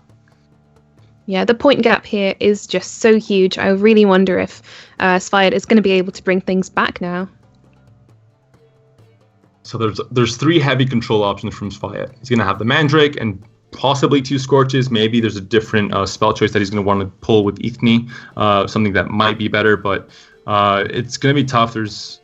And then, like you said, I mean, that artifact compression isn't looking too good. I mean, highest unit is an 8 right now on Sviat's side, so a 6-point artifact compression, not ideal at all. Yeah, we're definitely seeing more of a control side of Scoia'tael from Sviat here, as opposed to Mr. Rovin, who's going just for the points with the classic skirmisher plays. And I think it's a pretty close matchup here. I reckon we're probably going to see the Mandrake being used on the Farseer, Scorch on Yavin, and then maybe another Scorch to hit maybe a Glace or the Skirmisher there in the front row. Probably a Glace. Yeah, I'm thinking if there's anything that Sviat can use with Ethne that can maybe control those numbers in the back row and try and get a double Scorch in some way, that could be better than just Scorching outright. We're going to have to see what Sviat decides to do here with his sequencing, because it will be important. If he can get a double Scorch, it definitely puts him in the game. If he can't pull off a double Scorch, if he just gets the value of a single Scorch each time, I think we're just seeing too many points right now for him to be able to bridge the gap, even with the fog ticking. Yeah, right now the order is really going to be what matters. I think it's going to be, a subtle difference in the ordering, but it could make all the difference when it comes down to, who ends up winning overall. You could also look for a double Scorch on the 2 9s because I think there isn't. Is there enough of a window? No, there probably isn't because of the sequencing to get both 9s in the range and the melee row, but I think the fog will tick down before that, so it's not a possibility, I believe. If you would have started, with the sequencing before, then maybe, but even then, Rovin could have potentially played around that a bit. So it's always hard when you have these multi-turn combos to get them off correctly, because your opponent can always answer and kind of mess them up. So you can't get guaranteed results. And there we saw the Scorch onto the Yavin. We all kind of knew that was coming, just merely a matter of time. Yavin was definitely going to get Scorched. We didn't know how exactly, but he was going to get Scorched this round. There was no denying that. We're going to see Ethne here coming down for Rovin, his last play of his first game, this game 1 in this series. I want to see if he can, get as many points as possible, maybe play around some of these Scorch effects and try not to, play any big units or boost any big units. But of course, he doesn't know what Sviat has in hand. He doesn't know that there's also a Shiru and then also a Mandrake in his hand. So it's always hard to say. And there's a boost. That would have boosted the Farseer last turn, and Shiru or Scorch would have been great in this very turn. Nice. Very nice play there. That's a lot of points. Maybe Sviat not patient enough. He could have gotten the double 15 Scorch in this next turn if Rovin would have played into that. Obviously playing Mandrake first would have enabled that with both Scorch or Shiru the next turn, and he could have just Mandrake there really isn't a great Mandrake target either. But like I said, it's hard to play around and just too big of a point gap. We see a forfeit there from Sviat. And game 1 for Mr. Rovin, winning this Ethne mirror is always tough. but he did have the coin flip on his side and maybe the better deck. I mean, I think the control deck is great if you have, a deck that really plays big numbers, but I think in this case, Mr. Rovin never really, established too many big numbers on the board, and Zvaya couldn't get too much value from his Scorches, so in the end, Rovin, I think he had the upper hand there. Yeah, definitely. Like we said before, it was just a difference in the styles of Scoia'tael play. So we saw the control versus the straight up value here, and value ended up winning in the end. It was just the way that things ended up falling. Perhaps shutting down the Dragoons and preventing these large Farseers was one thing which kind of limited the amount of damage that the Scorches were able to do on Sviat's side of the board. I think also the Yavin round 3 could have, also messed things up a bit. So it's hard to say, but Sviat overall not the greatest showing. I'm gonna go right into game 2. Kraken Crate coming out for Mr. Rovin and Henselt coming out for Sviat. And right away we see a very standard Henselt. I mean, Henselt has been the same for the past few patches. Gwent was a good addition that spiced it up a bit, but overall not too many exciting changes for Henselt. Muzzle's a very interesting card, though. I think it got a lot more value in this patch right now. It has a lot more targets in the meta, but a card we haven't seen too much in the last patch. Yeah, we've kind of seen the usage of Muzzle wax and wane. In I think it was the patch before last, it was very prevalent and almost every deck was running it. And then we also saw it fade away there in the last patch and come back with a vengeance now. Yeah, exactly. I mean, when dwarves were more popular, it just wasn't as great, and also, just overall in the meta, just wasn't great. But right now, I think it's going to find a place again. It's a pretty good card in terms of control and also kind of disrupting your opponent's strategy big time with like Neckers as well, for example. We definitely did see Beastmasters or Bearmasters last patch, and we're seeing them again this patch here with Kraken Crate. And right away, we see some interesting cards. I mean, cards you don't normally see too much with Skellige. Yeah, they're just such reliable, just base strength value bronzes. I think they're quite a staple of this style of Skellige. And we see Aguara, which is a card you don't normally see in Skellige too much. It could be a bit too RNG for some people. You can't get guaranteed results. You can pull very good cards occasionally that definitely fit the situation, but it's hard to get, the guaranteed value from a gold card that you need from cards like that you get from like Coral or Igni, for example, or even Sirinova or Olaf. So it's interesting to see. I'm happy to see it, though. I think it's a fun card because it just has such a great pool of cards to pull from that it can do some very interesting stuff in game. Yeah, definitely. I run Aguara with my decks, which run Whale Harpooners, and quite often you'll get really nice hailstorms, actually, from Aguara. And you get it relatively reliably as well. Perhaps the silver pool from Skellige is just, small enough. And right away, we just see the Battle Maiden staying on the deck, which is always a great thing, and bringing out these bears to... He does have Olaf in this deck, so Mr. Rovin is definitely setting up that Olaf as a finisher for round 3 possibly, and also the resurrections with the bone talismans as well. So he has a deck that has a lot of synergies. Marauders, of course, if you play Curse or Wand units, it's great to have as many as possible before you play the Marauders. So he's setting up the board state while also creating some very strong bronze plays, which is definitely what I want to see in a deck like this deck with Skellige. Yeah, definitely. And although we've seen the Berserker Marauders be nerfed in the recent patch, we're still seeing them included in this deck, which is just showing you that they are good, although they're not quite as good as they were previously, which is quite unfortunate. Yeah, they lost a few points, but still going to be great overall. And here we see Henselt with Ballistas, where they're wounding units, which is not the greatest thing because it gives Marauders some more points. I mean, if they're cursed units already, then it doesn't matter because of that nerf, but still, it's a bit of an issue. And Coral coming out right away, I think this is a very interesting play. Coral, I think Rovin knows that there isn't really a better target at Henselt. Like, Henselt does not play big units. Maybe that some decks that have siege towers, but other than that, Romvid is pretty much always the best choice because you just take away so much of the crewman value. And right away we see that Coral coming out. Yeah, Mr. Rovin really is going to be out to try and deny a Henselt target in this. So here we're seeing that the Siege Deport is probably going to be the Henselt target with the crewman tag there. And they're definitely going to need some more crewmen as well now that Ronvid is gone. Yeah, because I mean, if you don't have crewmen, then you can't just stack the double crewmen either, and you lose so many points compared to what you would have if you had the double crewmen, especially with ballistas that really snowball into every single deploy, snowballs quite a bit in terms of value. So I think Coral was a great play there on that Ronvid early on and just try and take away points right away from the beginning. Yeah, definitely. And I wonder what options Mr. Rovin's going to have now to try and stop the Henselt target there. I don't know if they have very many options. The Raging Berserker, a good card you can ping away. and get some points from that as well after the transformation. And then we're looking at Thaler in Svayat's hand. So he always has that option. He has the spy in hand already. He doesn't have to draw into it, which is always a good thing because you're always scared if you have to draw into that card and you really need it in round 2, for example, or even in round 1 in some cases. It's always tough, but he already has it in hand, so that's one thing he doesn't have to think about.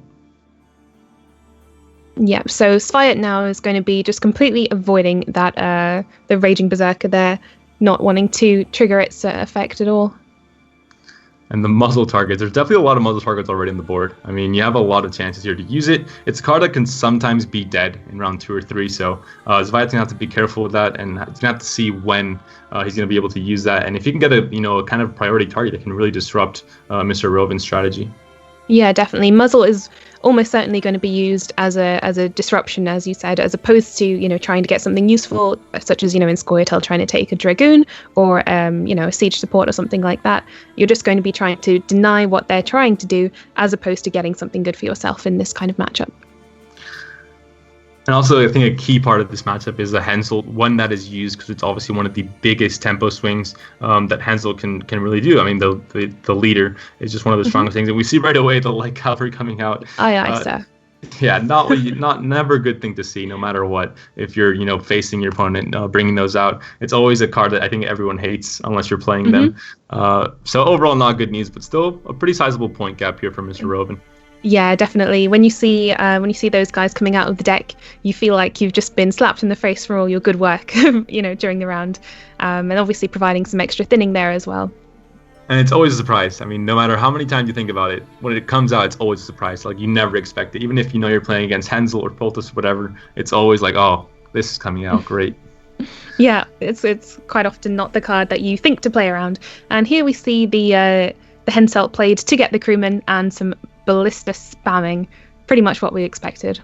Yes, this is the red coin Henselt power play right away. I mean, there's not even enough units to hit because you've killed everything already. That's how it goes for Svayat here.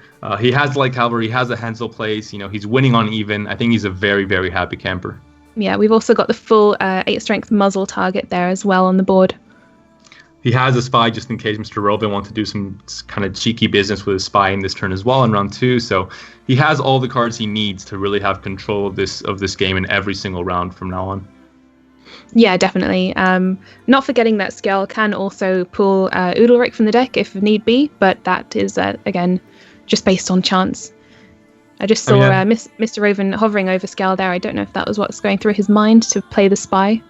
He does have rest targets at least, so there is that bonus because so many targets died there from the Hensel play. But Marauder, they lost a lot of value, I think, in this last turn because a lot of those curse units died. But that Olgier from Skell is very interesting. If Svayat doesn't pass here, that carryover could save Mr. Rovin if he ends up losing on even cards, if he's able to draw a spy as well. Because if Svayat has a spy next turn, it doesn't matter anyway. He's still going to get back that card advantage. But if Mr. Rovin decides to pass right now with that carryover and he draws a spy as well, then he could potentially, kind of get back into the game. Otherwise, I think Svayat is definitely the one that has a chance to win here. Yeah, definitely. But the problem we're going to see now is the Berserker Marauder in Mr. Rovin's hand is significantly worse than it was earlier. And we see the muzzle on Olgierd as well. What a fantastic target for that. Just denying those carryover points. That's another way to do it. I mean, that's a huge swing. It seems like, 16-point gold, pretty decent, but that's not too much. But if you take into account the carryover value of taking it away from your opponent and adding it to your own, that's absolutely massive. That's what we like to see with muzzle. That's really kind of the effect it can have on a game, and that's just a huge play there from Svayat. And here we're going to see the battering ram coming down with the double crewman potentially between Henselt and the siege support.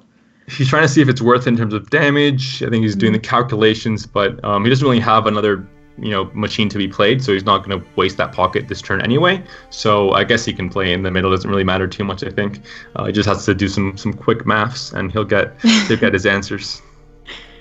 Yeah, so on the subject of Olgierd there, when we're talking about the carryover points, we're not necessarily talking about the inherent value which is going to be gotten in round 2. It's more about the effect it's going to have on the card advantage, right? Exactly. I mean, winning on even, you have the carryover, your opponent doesn't. It's huge because you could dry pass, and it's all fine in the world. If your opponent has carryover and you don't, then you can't dry pass. So it's a different story if your opponent can also draw a spy, and he has like better cards in round 2 anyway. So I think just gives Spy a lot more certainty that he can definitely go on to dominate this game, unless he can't win this round, which is a pause. I mean, looking at his hand, he has Thaler, and I think it's a dead Shawnee. Yeah, this is incredibly close. Only 1 point in it. Oh, he could just play a Thaler now. It's fine. And then if Mr. Roven plays, he's 2 cards down. He can win this round. Sure, I think Spy is fine with that. And then he can just try and close this gap with the cards he has in hand now. Selkirk, an interesting card to see. Yeah, definitely. It's not one that we see, that often, but it's nice to see new things, especially in tournaments. It makes the whole thing a lot more of an enjoyable watch.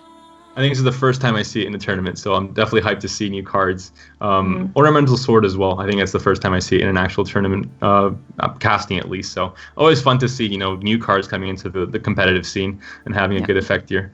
And that Roven decides to go 2 cards down. That's a big commitment, especially with the Olgerd on Sviat side of the board. Yeah, definitely. And Sviat also has 2 fantastic cards in hand here.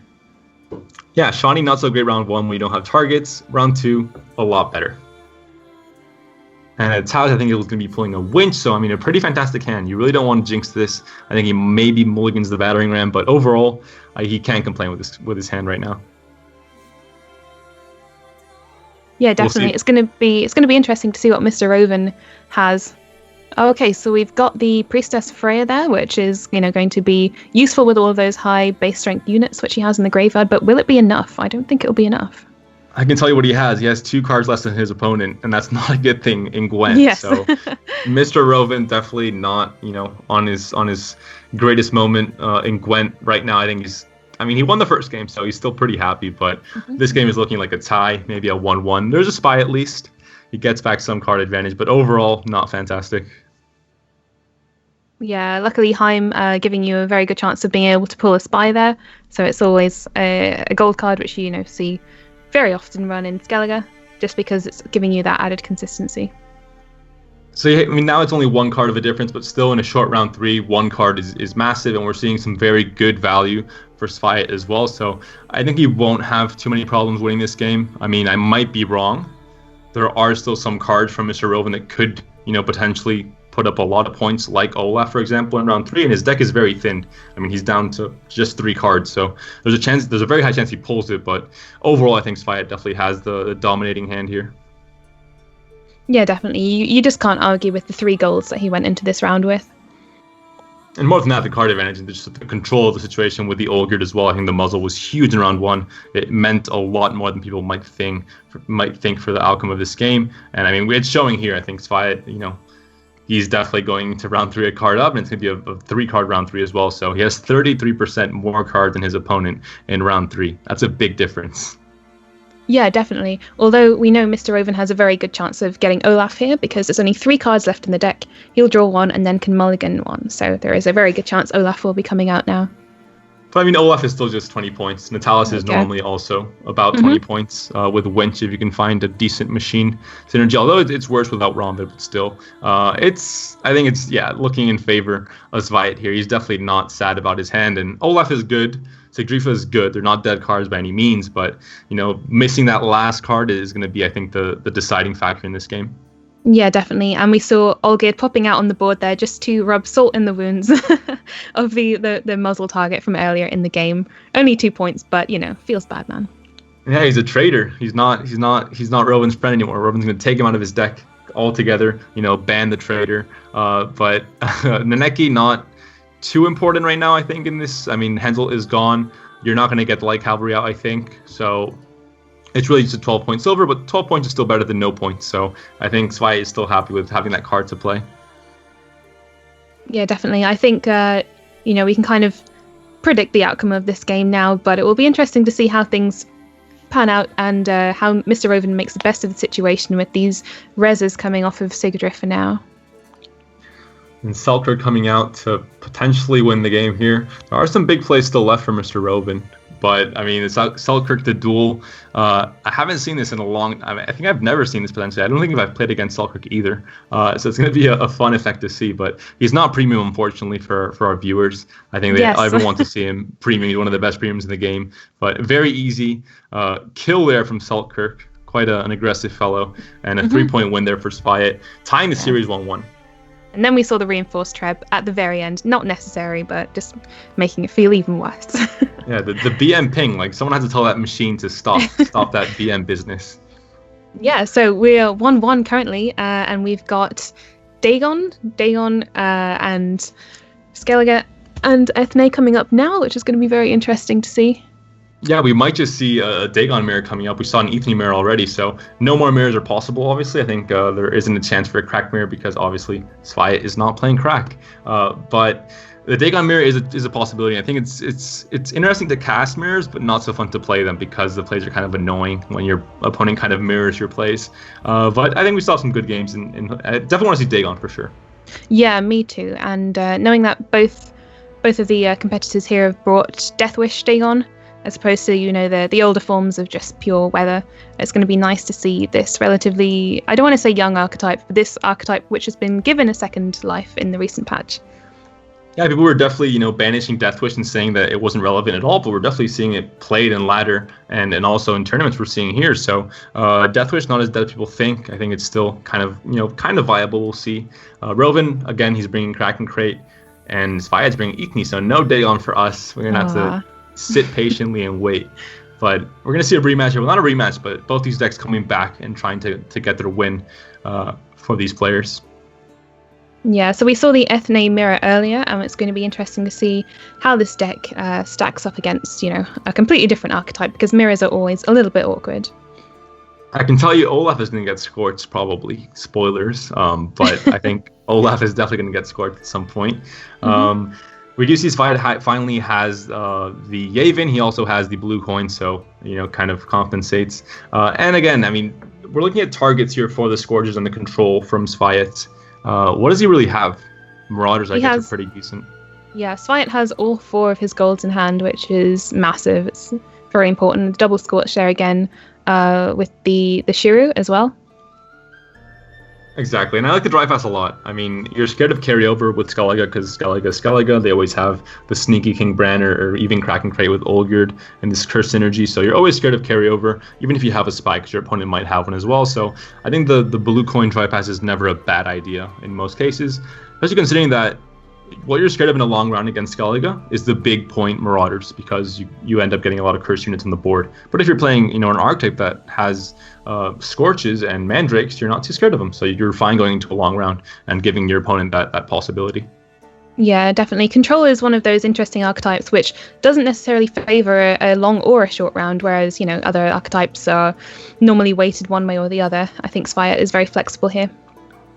Yeah, exactly. And also with the archers, you can kind of ping the Marauders and the Bears to try and line them up. Having maybe 4 or 5 units at 11 points, that's a lot of points in terms of Scorch value. So you can definitely get some interesting combos there with the archers if you can set it up properly. Of course, Mr. Rovan can always play a stronger Marauder after to try and offset that, but there's always a chance that Spy can get a double or triple Scorch, and that can definitely swing the game in his favor. Yeah, but now Mr. Rovan being in the driving seat is going to be interesting, because if they want to, they can go for a very short round 3, if it does go to round 3, with something such as Olaf, if they want. And we see Elven Scouts, back to their 2 points that Spyet likes so much. But Yorveth early on, being able to boost all these elves is great because it's just a ton of value in terms of removal and also in terms of, the value you get in your hand from the boost as well. So Yorveth definitely a good choice here for Spyet. I think he had the common sense with deck building to put this card into his deck as a control option in this control deck, and also be able to have the elf synergy as well. Yeah, definitely. And although we've seen Spyet play this deck already, we haven't seen Aileron come out of the deck. So although they're playing a lot of elves, we've not seen enough to trigger Aileron so far. And Udara coming out right away.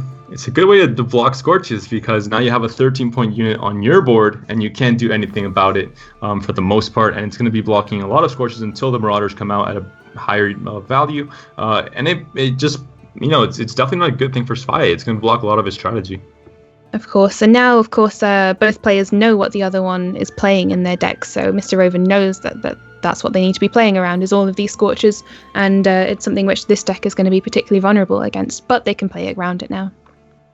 In game one, there was that surprise factor where you didn't know if your opponent was playing the Mandrake, was playing the Shiru, and you had to wait till the very end of round 3 to find out. But in this case, he already knows that, like you said, there is no surprise factor. So he can play around these Scorches much better. He knows there is a Scorch from hand, a Shiru, and also an Ethereum to Scorch possibility. So that's 3 potential Scorches plus the Mandrake as well that he has to be able to play around. And he can offset this, quite a bit with the Marauders and make sure he can't get, double or triple Scorches, could potentially lose in the game. And I think he definitely knows this. I mean, 2 11s on the board, but there is the 13 there to block it, so he's not too worried.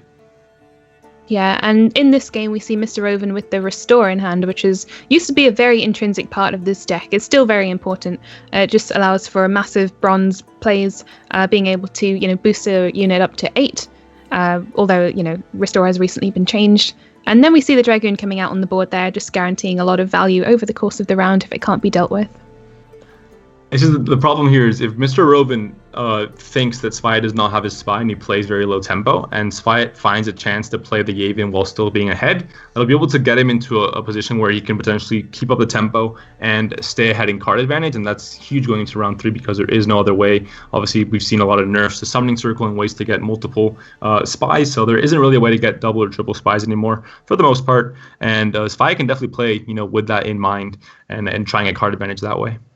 Yeah, so there we saw a really important play, Coral coming down and using Artifact Compression on the Dragoon, but then we saw Sviat coming back with the Hawker Smuggler, which is basically very similar to the Dragoon in the fact that it gains value over the course of the round.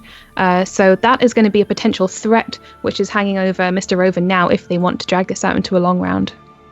But it might also be a threat for Sviat because it might block his Scorches. It's hard when you're playing these smugglers. It's not from hand. It's always from a create effect, and you don't really take into account. But then if we have Jenga Fret shutting me up because 17 points is going to take a while for that smuggler to grow that big. But already there's a very good Scorch target right now for Sviat. He can potentially try and play Yavin if he wants to and try and bluff his way to getting a double Scorch on 2 14s if he pings down that Jengi Fret. It's a line to play possibly, but then the Marauder will probably grow bigger, so maybe too risky there for Sviat. Yeah, there are a lot of lines of play here, but I think we'll definitely see a Scorch coming out relatively soon on that Jenga Fret. Since we have, several options for Scorches and resets here, it wouldn't be a waste at all. And Fog coming in a bit late. I mean, maybe you want to see Fog. If you're gonna Fog, you're gonna commit to that. You want to do it as early as possible. Obviously, I think Sviat, with this Spy being played on his board, he knows that points aren't too important. Right now, he's just trying to not get bled. Unless, of course, you can sneak in that Yavin and try and get card advantage that way. But I think Mr. Roven's smart enough to not let him do that. He's still playing fairly high tempo and being able to match the points here and stay ahead by quite a bit. Yeah, I think what Sviat is doing here is with the play of the Hawker Smuggler and the Fog there, they're really setting up threats, which is trying to get Mr. Roven into passing earlier, because these are things which obviously gain value over time. Although Mr. Roven doesn't seem to be having any of it and wants to bleed Sviat, probably down to his Olaf and maybe Sigdrifer and Restore. Yeah, whenever Yavin can come down for a card advantage, because Mr. Roven's not leaving that 15-point gap that Sviat would need, or less with the Fog, but still a fairly sizable gap. Because Roven's playing pretty high tempo, that's not going to happen. So Sviat knows he's just being bled. He's just trying to keep his golds, his better units or better cards for round 3. But overall, I think he's just going to keep probably his ETH team, maybe some kind of Shiru probably effect, because he knows Olaf is coming down for sure in round 3. Yeah, definitely. So this is really interesting. So there's a completely different dynamic in this game because both players know what they're playing against, essentially. So we're seeing a lot more, playing around things and kind of more high-level plays, I guess, because both players know what they're up against. And that early round 1 pass from Sviat also dictates the way the last round plays out, because Mr. Roven will have last say. So because these Scorch effects are coming from hand, they're not being played by cards like Bork, for example, in round 3, there is no way to guarantee that Olaf will get Scorched unless Mr. Roven grossly misplays or Sviat can get card advantage in this turn, which doesn't seem likely. Or he can also play Yavin next turn as well, maybe, and try and line up whatever units he wants to Scorch with the Yavin, potentially. Yeah, this is something we're seeing quite a lot now in the current meta, actually. That, who goes last really dictates a lot of how the game goes, both for playing a control deck and also with large unit drops such as Olaf and Ciri Nova. Yeah, definitely last patch we saw it a lot with Ciri Nova. You definitely wanted to have last say, because if your Nova wasn't getting Igni, wasn't getting Scorch, wasn't getting interacted with at all, it most of the time meant you would win the game because a 25-point swing is just so massive. So there we just saw the Archer coming down and hitting Jenga down to a 16 to line it up with the Berserker Marauder there on the Siege Row. Yeah, if he can pull off this Scorch and Mr. Robin can play around it, it'll create a huge point gap, which will definitely, open up some space for Yavin to just squeeze in and get that card advantage for Sviat. But of course, we see there, these Marauders can offset, and we see that Mr. Robin can play an 18-point Marauder. It's kind of weird playing, a bigger unit to block your opponent's Scorch, but when you have a double Scorch, it's just the way it works. Yeah, definitely. And I think we're going to see a pass from Mr. Raven relatively soon. I know there's maybe 3 cards, Restore, Siggy, and Olaf, that they'll want to go into the next round with for the tempo plays. So I reckon we might... Oh, and we've got the Mandrake coming in for the massive reset. So now a double Scorch is still on the menu. Yeah, he's threatening Merlin once again. This is the second threat. If you can't do anything about this, you have to pass. That's just the way it works for Mr. Robin. So, and he knows this. He knows if he can't offset in some way or play around this double Scorch, he has to pass this round and give it up now. The shorter the round 3, the better it is for Mr. Robin, because he has these explosive finishers with the Olaf, with these reses as well, with Sigdrifa into Jengi, for example. And I think he knows this. He knows that if he can't offset this, he will have to pass. Yeah, definitely. And we're seeing Sviat now with a massive lead in points here as well. So, passing is looking absolutely fine for him. That's what he's been trying to push out of Mr. Oven for a very long time. And it's going to be a question of how stubborn is Mr. Oven now. He's definitely thinking about it. We see he is going to play more into this round. He's going to go for the Bone Talisman, I believe that was, into a Marauder, I assume. No, there is no Marauder in the graveyard, actually. But he can do that. He can definitely strengthen his Jengi Threat. But this opens up a window for that Yavin to come down. And right away, Mr. Sviat sees that. And he just throws that Yavin on his opponent's board and gets that card advantage back now. Yeah, they're definitely able to do that now. With the gap in points there, it was a very good time to drop it down. And now Mr. Robin, maybe regretting his decision, he is now a card down. And Sviat has all the tools to make sure he can stay ahead in tempo. He has a Scorch, he has a triple Scorch actually, and we see a 20-point card, a 16-point unit, and a 14-point unit as targets for Mr. Robin. So he can try, but I don't think there's any way he's going to be able to get this card advantage back. Yeah, not to mention the fact that Sviat also has 2 Archers, which is going to allow them to be able to have a lot of flexibility to set up multiple Scorches, as we've already seen being trying to happen over the last round. And the Fog and the Smuggler as well, ticking every turn that Robin keeps on playing into this. So Spy has to see what he doesn't want to spend right now. He wants to try and save some of his better tools for round 3, but overall I think he has a lot of control over this game. We can see Sigdrifa into Jengi Threat, for example, coming down to create a fairly big point swing and restore as well. But overall I think Spy has this. He might have to expend all his Scorches this turn, potentially, but I think he still has a pretty good control of this game now. Yeah, so we just saw the first Scorch being used there, which is now enabling the Ethne, so that another one could potentially come down, and obviously the third from Shiru. I wonder if this is going to go to round 3. What do you think? Mr. Robin knows that Ethne has a Scorch already ready to go, and Shiru is definitely a possibility. We see 4 cards left in Sviat's deck, so he's thinned down quite a bit, and Mr. Robin is now regretting, I think, that Bone Talisman play when he maybe should have passed. As a caster, it's much easier to see, but still, it's a tricky play to make there, playing very low tempo when there's just a huge point gap and your opponent might have a Yavin. Yeah, questioning whether to go with the Archer now or whether it'll be more value later, to try and set up more Scorches. But we got the Doppler, so who knows what that could be. Yeah, double Doppler is a bit risky. I think just you want to go for the 11 points. You don't get immediately, but because it is round 3, it doesn't matter too much. Tempo and passing is kind of irrelevant, and it's 11 points no matter what. So it's a good. Elven Scout's also decent. But of course, these 11 points, you can't really interact with it, and he might have to think about the Scorches maybe affecting that 11. But overall, I think Mr. Robin is going to have, pretty big units, and he should be able to get a decent Scorch, at least on Olaf, and he could potentially go for Ethne on something else and not use a double Scorch. Yeah, definitely. So I wasn't too sure about playing the Sapper there. I wasn't sure if the 11, may interact with the Scorchers and potentially, brick some of the Scorchers. But yeah, here we go. So in the next turn, we'll have 2 11s on the board. Sviat's really going to need to push from Mr. Roven to be playing bigger units so that they are able to Scorch. That's a perfect draw there. 12 points without being a big, big unit, a big number to kind of mess up with the Scorches. It's a good draw there. Overall, Sviat, he has maybe not the best cards compared to his opponent because he did have those 2 Doppelers, which weren't, obviously guaranteed points in this turn. But he does have that extra card, which is huge. Not as big as last game because there were more cards overall to be played in this round 3, but it's still a pretty massive advantage, I think, for Sviat here if he manages to play these Scorches out correctly. Yeah, and potentially Mr. Roven knows that could be a Sapper there now.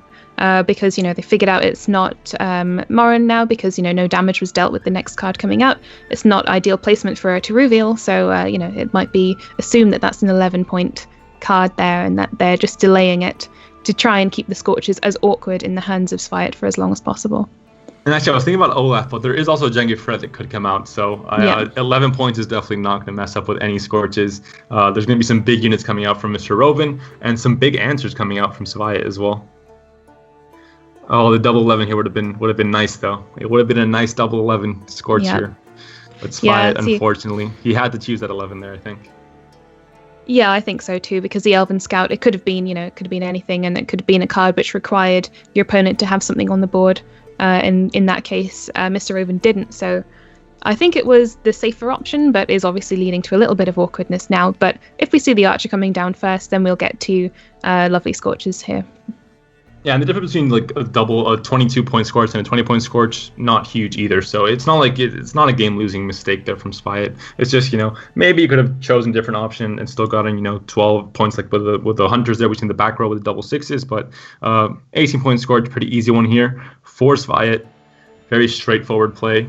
No misplays possible. Yeah, so we pretty much already know the outcome now, don't we? I think Sviat's got this one pretty easily. Jengi's going to come out really big, but he's also going to leave very quickly. So yes. Gengi will have a very brief moment of fame here at the end for Mr. Roven, unless Tigrifa draws into something else, knowing, because he knows that the Scorch is available. Ethne is no mystery. There are cards that have been played. You can look into the graveyard and see what cards they are and try and play around it in some way. This is true. But the Scorch will still be worth 11 points there, with the 2 11s on Mr. Roven's side of the board and 1 on Sviat's side. And even without Scorch, Ethne is normally, pretty good value. So I think Sviat definitely has this one, unless something goes terribly extremely crazy happens. But it's happened before. People have messed up games that are very easily won. But I think in this case, Sviat has control of this game. I mean, already we're going to see whatever's rezzed here. If it's a big unit, it's going to get scorched. If not, Ethne can normally get some good points. And yeah, I think Mr. Roven knows that you can do anything here, really. I mean, anything at all. Ethne's already enough. So Sviat able to get this, with I think a great game plan, passing round 1 early, having lost the coin flip, and going into a long round 2 where he could get control. Mr. Roven, I think the game deciding misplay was playing that Bone Talisman round 2 where he gave Sviat the chance to play Yavin, and that was, I think, the by far the biggest play of the game, and what ended up losing Roven the game. Yeah, definitely. I really liked seeing how Sviat made, passed round 1 and then made round 2 as awkward as possible for Mr. Roven, trying to encourage him to pass earlier by playing these cards which generate value over time, such as, the Smugglers, the Fog, things like that. So it was interesting how, despite being on the back foot, he was still able to maintain control of the game and try and force the pass. Yeah, it was a great game to see overall. I think the people are kind of scared of the coin flip and passing, early in round 1 most of the time, but it was definitely the correct choice, I think, for Sviat in this game, and it showed. I mean, he had some control of round 2, and Roven, he finally ended up misplaying, and that gave Sviat the chance to take the game, which is something you don't normally see when you're playing with blue coin and maybe not the best deck or the most favorable matchup. It's kind of a way that you can play around that and end up taking a game you weren't supposed to win, in theory. We're going to go into game 4 fairly soon, and we're looking at, I think it's the wrong count there. I think Sviat is the one that has 2 wins, and Roven only has 1. I believe there is a quick error there, but we're going to go right into game 4. That will be amended in time. And Mr. Roven finally bringing Dagon. And we've got the mirror. This is what we've been waiting for. We're going to get an overdose of Dagon now. We want a Dagon, we're going to get 2 Dagons, not just one. And we're seeing right away some cards that you don't normally see in competitive play. I mean, these are cards that, Succubus, She-Troll, they all have different names now. I know. I'm not going to say the new names though, because I haven't learned them yet. They're complicated. Oh, don't worry. I call complicated things lore names from. Yeah, I still call cards and names from 6 months ago. I'm stuck in the past. We'll pretend it's a feature. It's not an error. It's just a feature. We're exploring different names, but we see cards that you don't only see in competitive, and I'm very happy to see this deck coming out of the light and getting some traction in competitive, because it's always fun to see new archetypes and new cards being played at the highest level. It's very funny to see Sviat there mousing over his Foglet, showing us all that he made an error, but it's okay. We're seeing both hands relatively similar here, actually. We've both got the Griffins, Archspores, Barbagazis, typical Death Wish kind of units. I think the big differences are that Mr. Roven is playing all Ghoul, I believe. That is the difference from Sviat's list. There might be a few more, but that's one of the big ones. And also that, actually there's a few more. Nova is being played in Mr. Roven's list as well. So a lot of key differences in a lot of these cards. Maybe not so much the Bronze core, but everything else is pretty different. Yeah, and then we saw was that the Archspore getting shut down very early there? Yeah, that shut down. But I mean, those are cards that get value over long term. So the earlier you can get rid of them, the better. Obviously, if you look into Artifact Impression, it wasn't a big tempo play, because obviously it was a 5-point play, not fantastic. But you're shutting down so much value over a long term that it's definitely worth it. Yeah, and now we've got 1 Archspore on either side of the board, so they're pretty much going to cancel out in terms of the value differences in the course of the game. And we're seeing what choice Roven has here. Already he's a lot of points ahead, so he has that good gap here. Being playing a card now as well, he's gonna be able to get a really big gap in this game right away. If he ends up deciding what he's gonna play, he's a very thoughtful fellow. He does finally go for the giant Toad Prince. Sorry. Don't worry. See what he ends up consuming, what kind of points he gets. So that's a big consume there. 17-point Toad Prince right away is big point gap already. These are a lot of points for Sviat to come up. I mean, he has 2 cards to be played here. He can go 2 cards down because he is a card up right now, but still, it's a fairly big point gap to see right away. Yeah, definitely. The Toad Prince has always been one of those, high-tempo cards which monsters have in their arsenal, normally being played with things like Imperial Manticore, but, they're pretty flexible, and here we're seeing them used with the Cyclops. Yeah, it has some cheeky combos with Olgerd as well, for example. It's evolved a bit over the past few patches, but it's always been semi-relevant in a lot of different monster decks. And we're seeing here Roven decides to bring it to this tournament. Also helps with thinning and trying to find the cards you really need in certain moments. So I think it's definitely a good choice from Roven, and we see right away it's a big card to play there with some good base strength bronzes as well with the Cyclops. Yeah, and now we see the Barbagazi being played from Mr. Roven. So both of the players here are playing with Barbagazi. So this is going to be very different in terms of the passing and things in comparison to the last game which we saw. Where the things such as carryover and the time of passing is going to be very important. In this game, both of the players have carryover, which will be of equal value. Yeah, the carryover wars will be fairly important, I think, in deciding who can dry pass or not dry pass in round 2, for example. It's always relevant. And Dagon right away coming out with Foglet, so we definitely see at least one Foglet coming out there for Roven. But both players with a Foglet in hand, not what you want to see. Yeah, well, at least it's equal. Makes it more interesting for us watching at home. Things are a little bit more tense. And of course, Roven is playing Siri Nova version, so he has 2 Foglets. In Sviat's case, I believe he is only playing a single Foglet, just to not mess up draws too much. But of course, his draws get messed up anyway, so too bad for you, Sviat. You tried to play around it, but you can never play around the bad draws with monsters, and we're seeing it here again. And right away, the She-Troll into just a huge combo play there for a silver. I mean, you're thinning as well, so a really big play for Mr. Roven. Yeah, definitely. I think it's going to be very interesting, as I said before, how the carryover is going to work. I think, round 1 is obviously going to be dictated by, big tempo plays, but then round 2, it's going to really rely on who can erode their Barbagazi or the other Barbagazi. And Mr. Roven is already so far ahead. in this round 1, and he has that Barbagalzi on the board as well. So he has that, saving grace if something were to happen, where he ends up losing on even, or his opponent tries to threaten taking this round. He has that Barbagalzi, kind of the safeguard to make sure that his opponent can dry pass in round 2, for example, which is sometimes very, very important in these games. Yeah, I'm wondering if we're going to see a pass from Sviat here soon, with the bricked monster. Oh, sorry, the bricked foglet there in hand, with the fog on the board as well, and this massive point gap. And there we go. There we get the pass.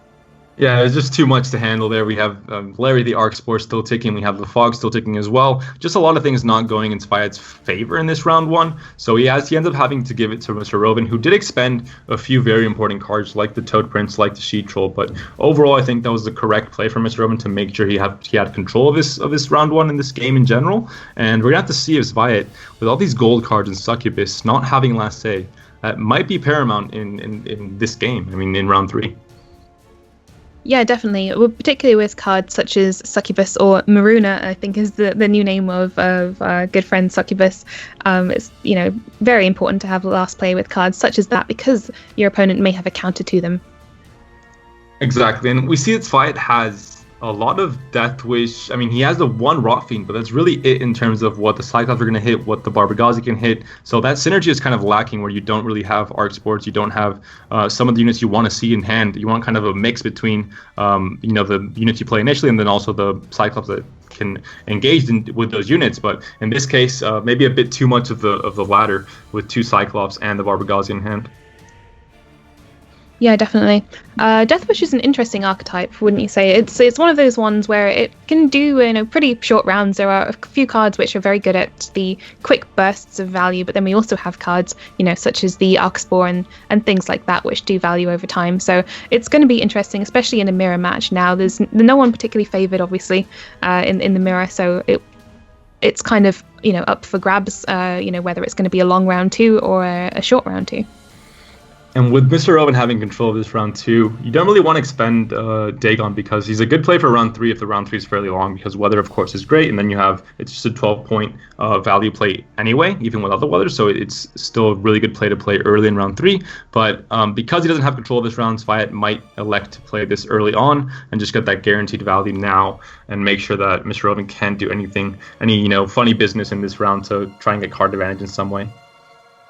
Yeah, definitely. Like you said, it's going to be interesting to see when Sviat does choose to use Dagon, because obviously they don't have control over how long this round is going to be. There'll be a particular point which, I'm not sure when it will come, but then they might just say, hey, I've got to play this now because I'm losing value. And Frightener renders everything I said completely, useless, because now Sviat wants to save everything he can for round 3 to try and have the best value cards to try and match his opponent's cards in round 3, because they are going to end up with the same amount of cards because of that Frightener. No Frightener to answer back from Sviat, so Mr. Rovin doesn't have to worry about something like what happened last game happening. But he's going all in here. He wants to try and get rid of that Barbagalzi. He plays Woodland Spirit as well, thins out his last Foglet, which is maybe something he was scared of after that round 1 PTSD draw, so that might be it. And we see maybe a Dagon being played from Sviat for the same reason. So just both players making sure they can stay in this round. Sviat fighting for his life here. Yeah, that was a very interesting play. Normally when you see a Silver Spy coming down from, the currently winning player in round 2, you're expecting a pass pretty soon after. And then we saw the Barbagalzi coming down, so Sviat could take some value over to round 3 without having to play a card which could potentially be wasted. But we didn't get the pass, even though it looked like a very, passable time there on the behalf of Mr. Rovin. Instead, we saw the gold card coming out and then the counter fog. Mr. Rovin might just want to, get rid of all these bad cards he might have in hand, cards he doesn't really want for round 3, and just keep his better cards. And Sviat, if he keeps that Succubus and Mr. Rovin can answer that card in any way, I think Sviat auto loses the game, because playing a 4-point gold that gets countered, if its effect doesn't, end up going off, then you're kind of in a very bad position. So Mr. Rovin knows, I think, that if he has a shorter round 3, it's going to benefit him in the long run. So hopefully he's going to just keep on thinning and trying to get the most favorable position possible for round 3. Yeah, of course. So the key card in Mr. Rovin's hand now is going to be Brewis, because she'll be able to resurrect 2 Deathwish units. So that is probably going to be the tempo play there. Yeah, that's great value. If you can keep that card for round 3, it's a guaranteed tempo play. So I think it's definitely what Rogan wants to thin down to, maybe draw into something good as well, like Nova for him, because he is playing a Siri Nova list. So that is also an option. He wants to try and find that Siri Nova and just finish the game out with a double gold combo there. And of course, the longer he plays into this round, the weaker that Barbagazi is going to get. So the less carryover for Spyet, the better for Mr. Roven. Yeah, so seeing the 2 Griffins here in Mr. Roven's hand, he's really going to need to try and get a Death Wish unit, or a unit with a Death Wish ability there from this lizard. So it's probably what we're going to see now. It's weird that Algul was played in this turn, because now that spies aren't, they're not banished from the graveyard when they go to the graveyard. The Algul it's a great card, because you can get a guaranteed 20 point finish there as a finisher. So he decided to expend that this turn, where I think he could have maybe kept it and gone with 2 cards into round 3. Yeah. Then we saw the Cyclops coming down, so we're probably going to see 2 more Cyclops throws from Mr. Roven if he chooses to continue this round now. And there was the big Cyclops Rot Fiend combo that I love to see. Great effect on the board as well. But yeah, overall, I think Spyet knows nothing's being done here. It's just basically just thinning down to whatever cards you have and try and have the most explosive round 3 as possible. And of course, because Mr. Roven won round 1, he has last say, which is kind of the advantage going into round 3. Yeah, definitely. When you see a Rot Fiend on the board like that, and you've got a load of units lined up on the opposite row, it's just a looming thing. It's going to happen eventually, and there's not much you can actually do to counter it. But it's a very cool card, and I like the ability a lot. Yeah, now Roven's counting here, just trying to see how many points he has, how many points you can bring up here, just to make sure you can't get hero passed at some point. If you can get rid of these Griffins in this turn, I think it's going to favor him. I think he knows this as well, so he's seeing if he can get away with it. At some point, I think he's not going to be able to play maybe the second Griffin if there's too big of a point gap now from Spyet, but I think this is a very smart thing to play as Succubus. It's not going to get value next turn. I mean, it's almost impossible in a short round 3 if your opponent doesn't have an answer to it, but it's really risky. So I'm happy he played it this turn and got rid of that, semi-useless card in this round 2. Yeah, definitely. I mean, in round 3, we probably wouldn't have seen enough time for the Succubus to actually, have its effect. And, if you're starting the round, which if it does go to round 3, Spyet would be starting, then you don't know which row to play it on. There's a pass from Mr. Rowan. He's had enough for this round. You go into the next round with a fairly good hand. He's probably going to get rid of the Griffin, because there's going to be good synergy still with whatever that Brewis is able to res. But yeah, definitely going to get rid of one of his bronze cards, I think.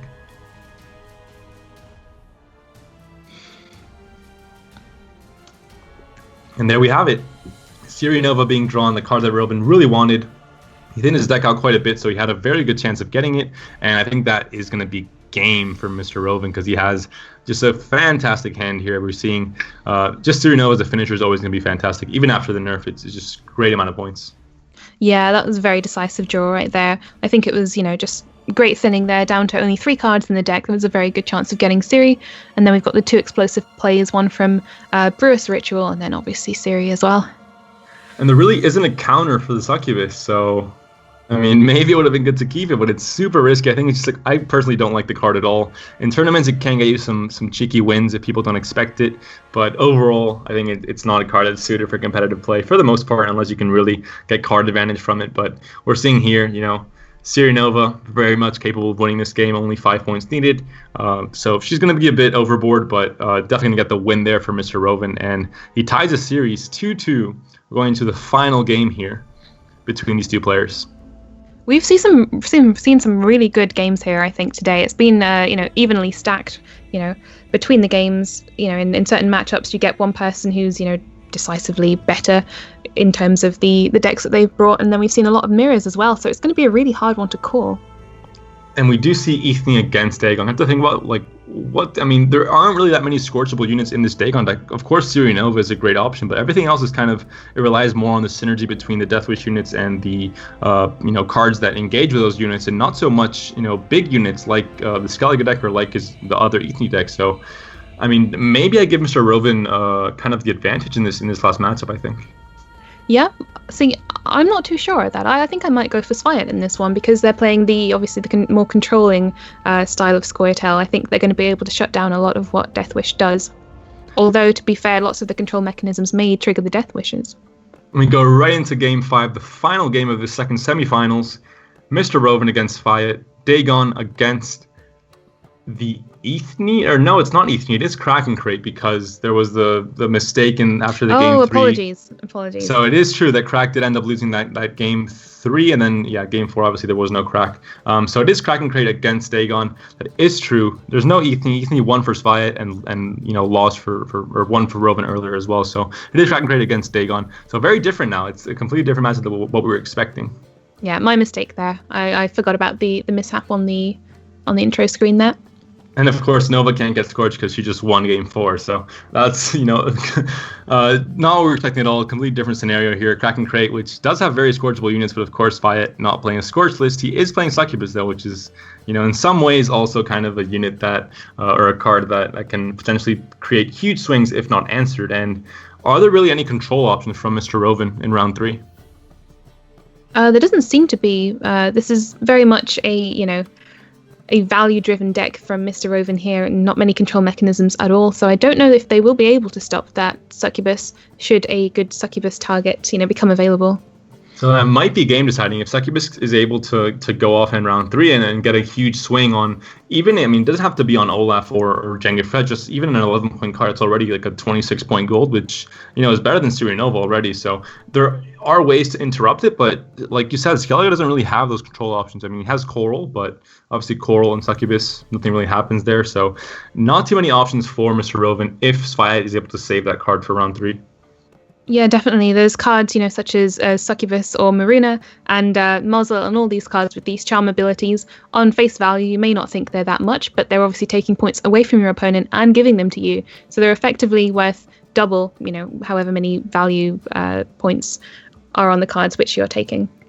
And that's a very interesting card to see right away. The Whale coming down. Some people hate that card. Some people love it. I think it has some great flavor, but its effect is kind of too much for me. It's fun to see, though, in tournaments, for sure. We're seeing Larry and the Whale. They're both competing to see who has the best RNG. But, of course, a lot of value over time cards being played already with both the Whale and the Arcspore, and, of course, Dagon already with the Foglit and the Fog, ticking for points already. It's what you want to see in an early round. Definitely. And then we see the Barbagazi coming down and shutting down the Whale, just stopping all of our fun right in its tracks. A little bit of a shame. I do like that Whale. Yeah, it's a tricky part. If you're playing against monsters, you can expect some kind of consume effect, and that completely shuts down the Spectral Whale's effect. So no fun to be had in this last game. Of course, there's a lot on the line. The pass to the finals and the €300 or dollar prize pool. I'm not sure of the currency, but it's still a fairly sizable sum of money. Yeah, definitely. And I think, in a tournament such as this, where we're seeing prize money on the line, it's really nice to be able to see, fun and interesting cards being brought, such as the Whale that we had there and a couple other cards we've seen throughout the day. It's just nice to see these, alternative cards that you don't traditionally see.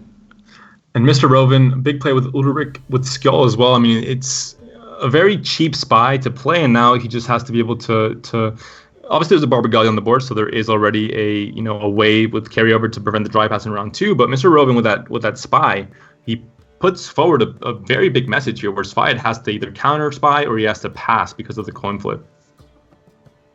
And we see the pass. I think that's a sensible decision there with the carryover. Yeah, going 2 cards down is never a good idea, especially not with Succubus, because it just gives your opponents more and more chances to kind of play around that card by trying to dodge the row it's on. But yeah, Sviat is hoping that. There's a lot of points to. There's still a really big gap, but if Mr. Roven can take this in 1, that's fairly important. If he can't, without a spy and without carryover right now, it's going to be huge for Sviat. Yeah, Sviat keeps on pointing out the Arcspore and the Bear in the fog there. I guess he's hoping that the Arcspore doesn't hit the Bear, so he gets the full 2 points of damage there on the melee row on the Bear.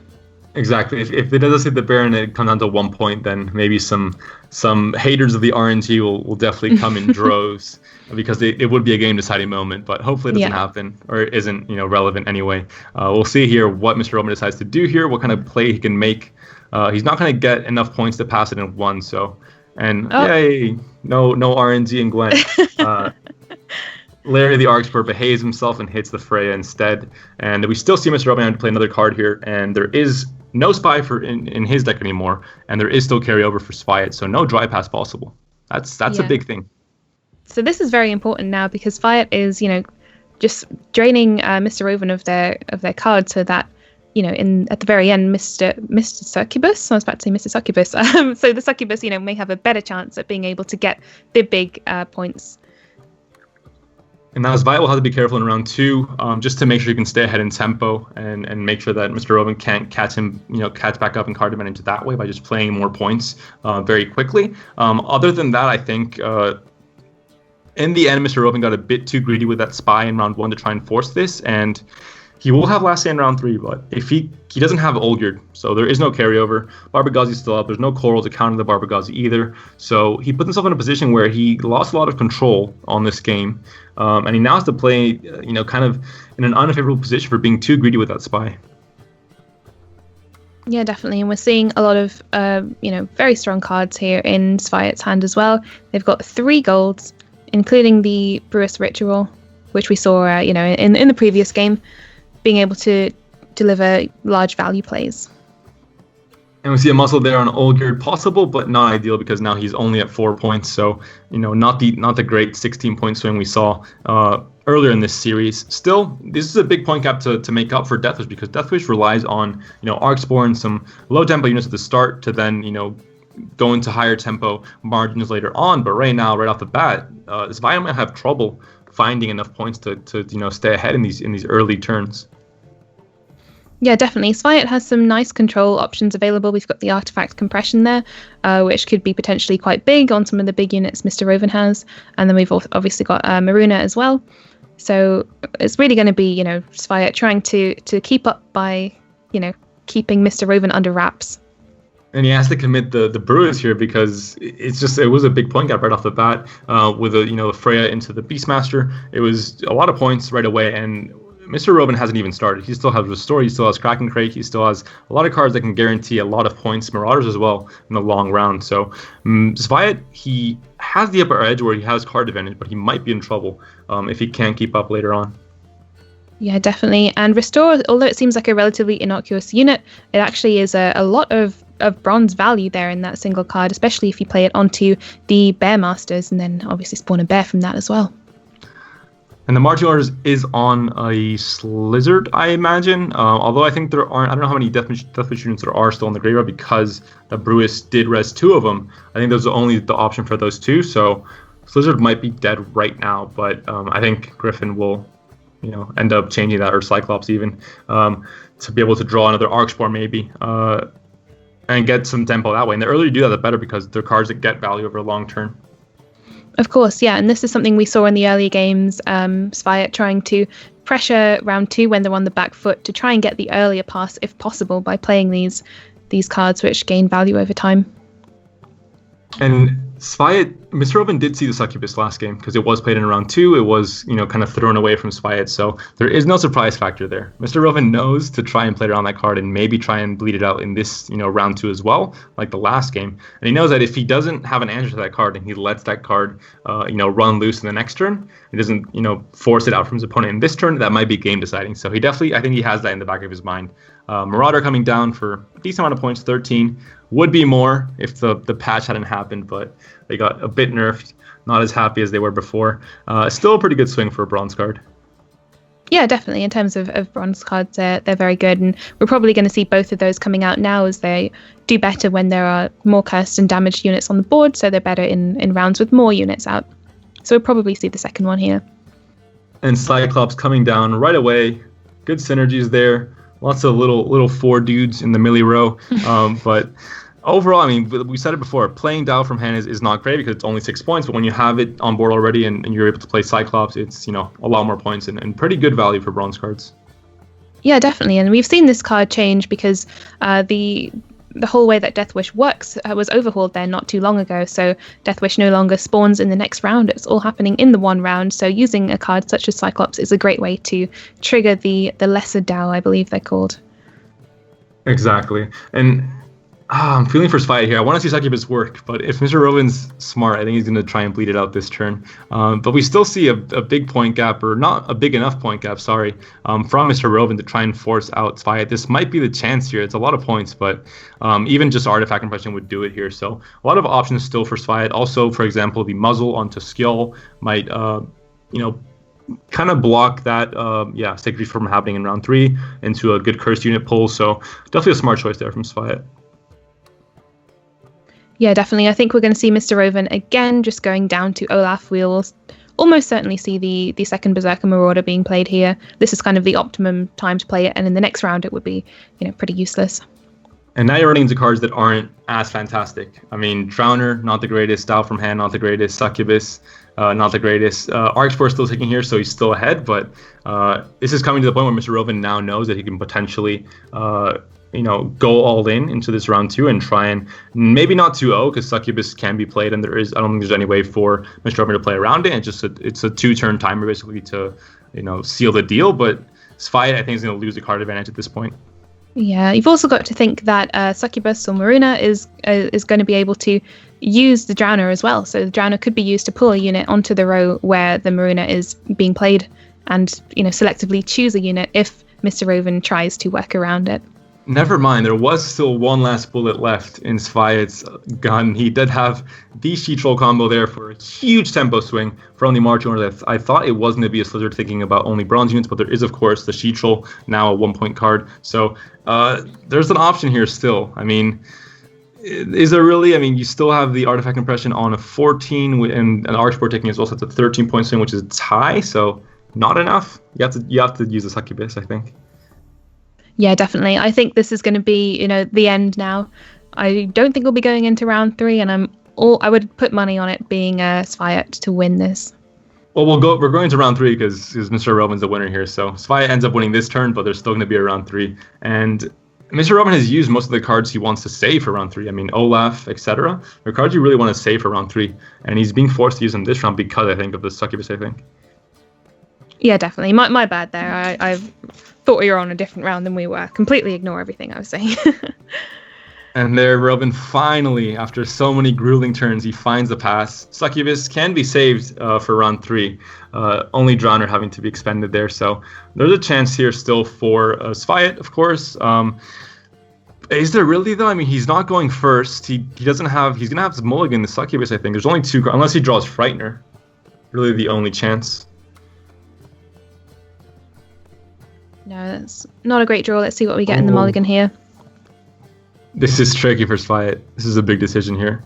He hasn't thinned enough. He has 9 cards still. I think he can't risk it. I think he's doomed. I think Mr. Roven definitely should have this for the most part. I mean, Succubus does not have any control now in this round. You don't really know what you're going to do, so you have to mulligan it. And yeah, I think Coral and Crack will be enough. Crack will be pulling Jengu Fret, so it's a huge swing. Coral will deal with any kind of decently high unit that might be on the board, which will be the Griffin, I assume. Yeah, definitely. The Crack play here is going to be really what takes the round. And the Succubus, I mean, it's a card that it's too risky. I'm not a fan of it at all. And we're seeing why in these last 2 games from Sviat. It's a gold card that you can't really get any value out of if you don't have complete control of the game. And giving up that round 1, Sviat lost control of the game and lost control of, Succubus as well. Coral shutting down the Death Wish synergy there, and Crack and Crate easily taking this game. With Sigdrifa into the, whale for BM, why not? The whale coming back from the dead. Coming back to haunt Sviat. And I think Sviat's going to take out Succubus from his deck, but we do have another finalist, Mr. Roven, going to be facing Lallana in the finals. What a great series to cast, great decks all around, and just a lot of variety, I think, from what we've seen in the past.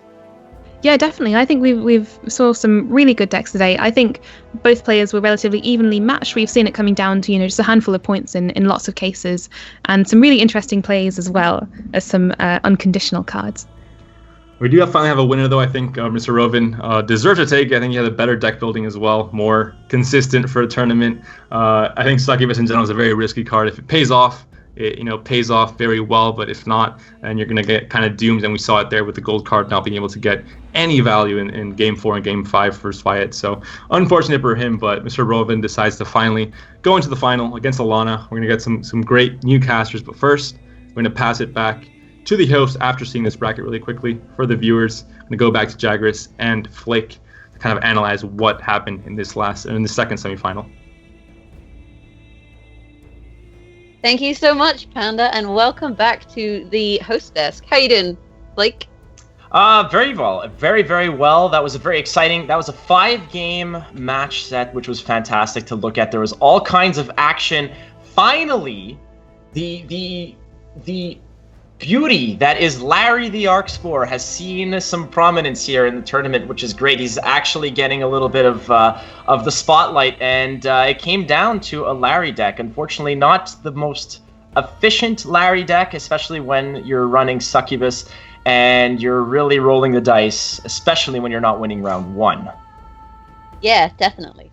I think that ultimately it was a fun set to watch. We saw Mr. Ribbon kind of slip up a little bit in his second game when he went down 2 cards. I think coming back from 2 cards, especially when you know there's an old guild coming, is basically suicide. It's going to be really, really difficult to do. And I think it was, good for him that he eventually won, because that's something that is hard to come back from. And ultimately, I think Larry wasn't really favoring not Mr. Ribbon, Syvat in that matchup. No, definitely not.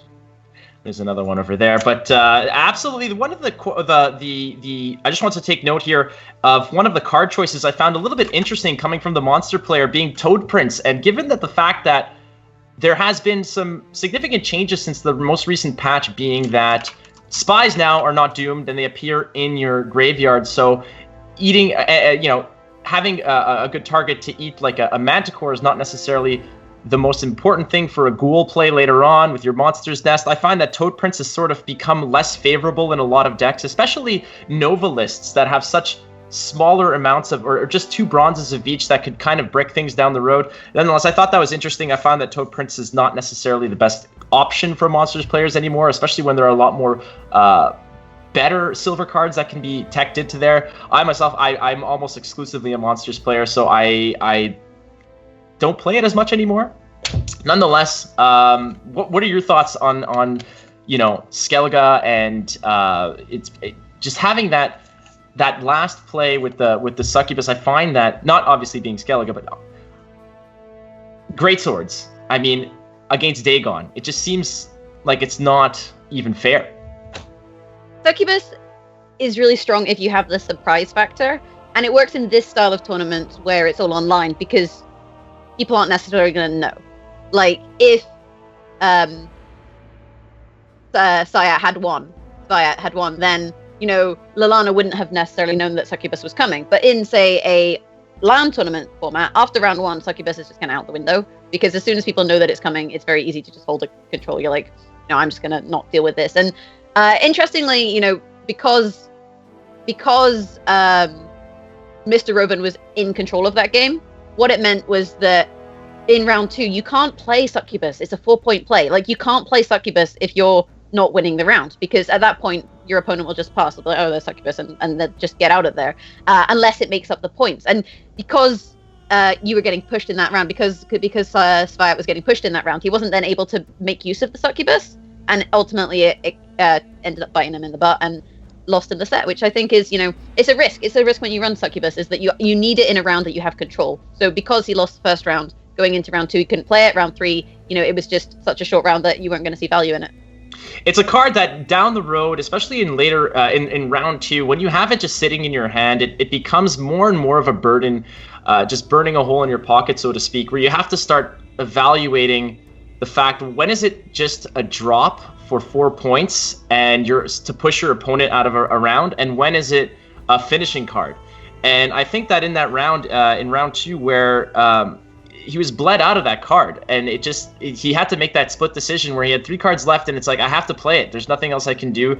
And even mulliganing it away, it was a 0 impact option in here. And it was nice to see it make an appearance, and it definitely would make, it would make a nice surprise for your opponent. But the circumstances and the scenarios where it becomes relevant are becoming less and less. And it's unfortunate, because this is a card I used to really, really love playing. It does happen with a lot of our timer cards, to be honest. Like, Milena is another good example of that. You can't, when you play her, you're not playing any points, unless you play with Isengrim. You have to wait for the tick, which means you have to know that you're going to play another card. And if your opponent is kind of pushing you at that point, then it's one of those cards that becomes kind of more and more awkward to play.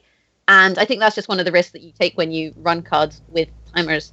But congratulations to Mr. Ronvan moving on to the finals to face up against Lalana. We will see those shortly, but first we have a quick intermission. So go grab yourself a drink, go to the bathroom, whatever it is that you need to do, and we'll definitely be back shortly.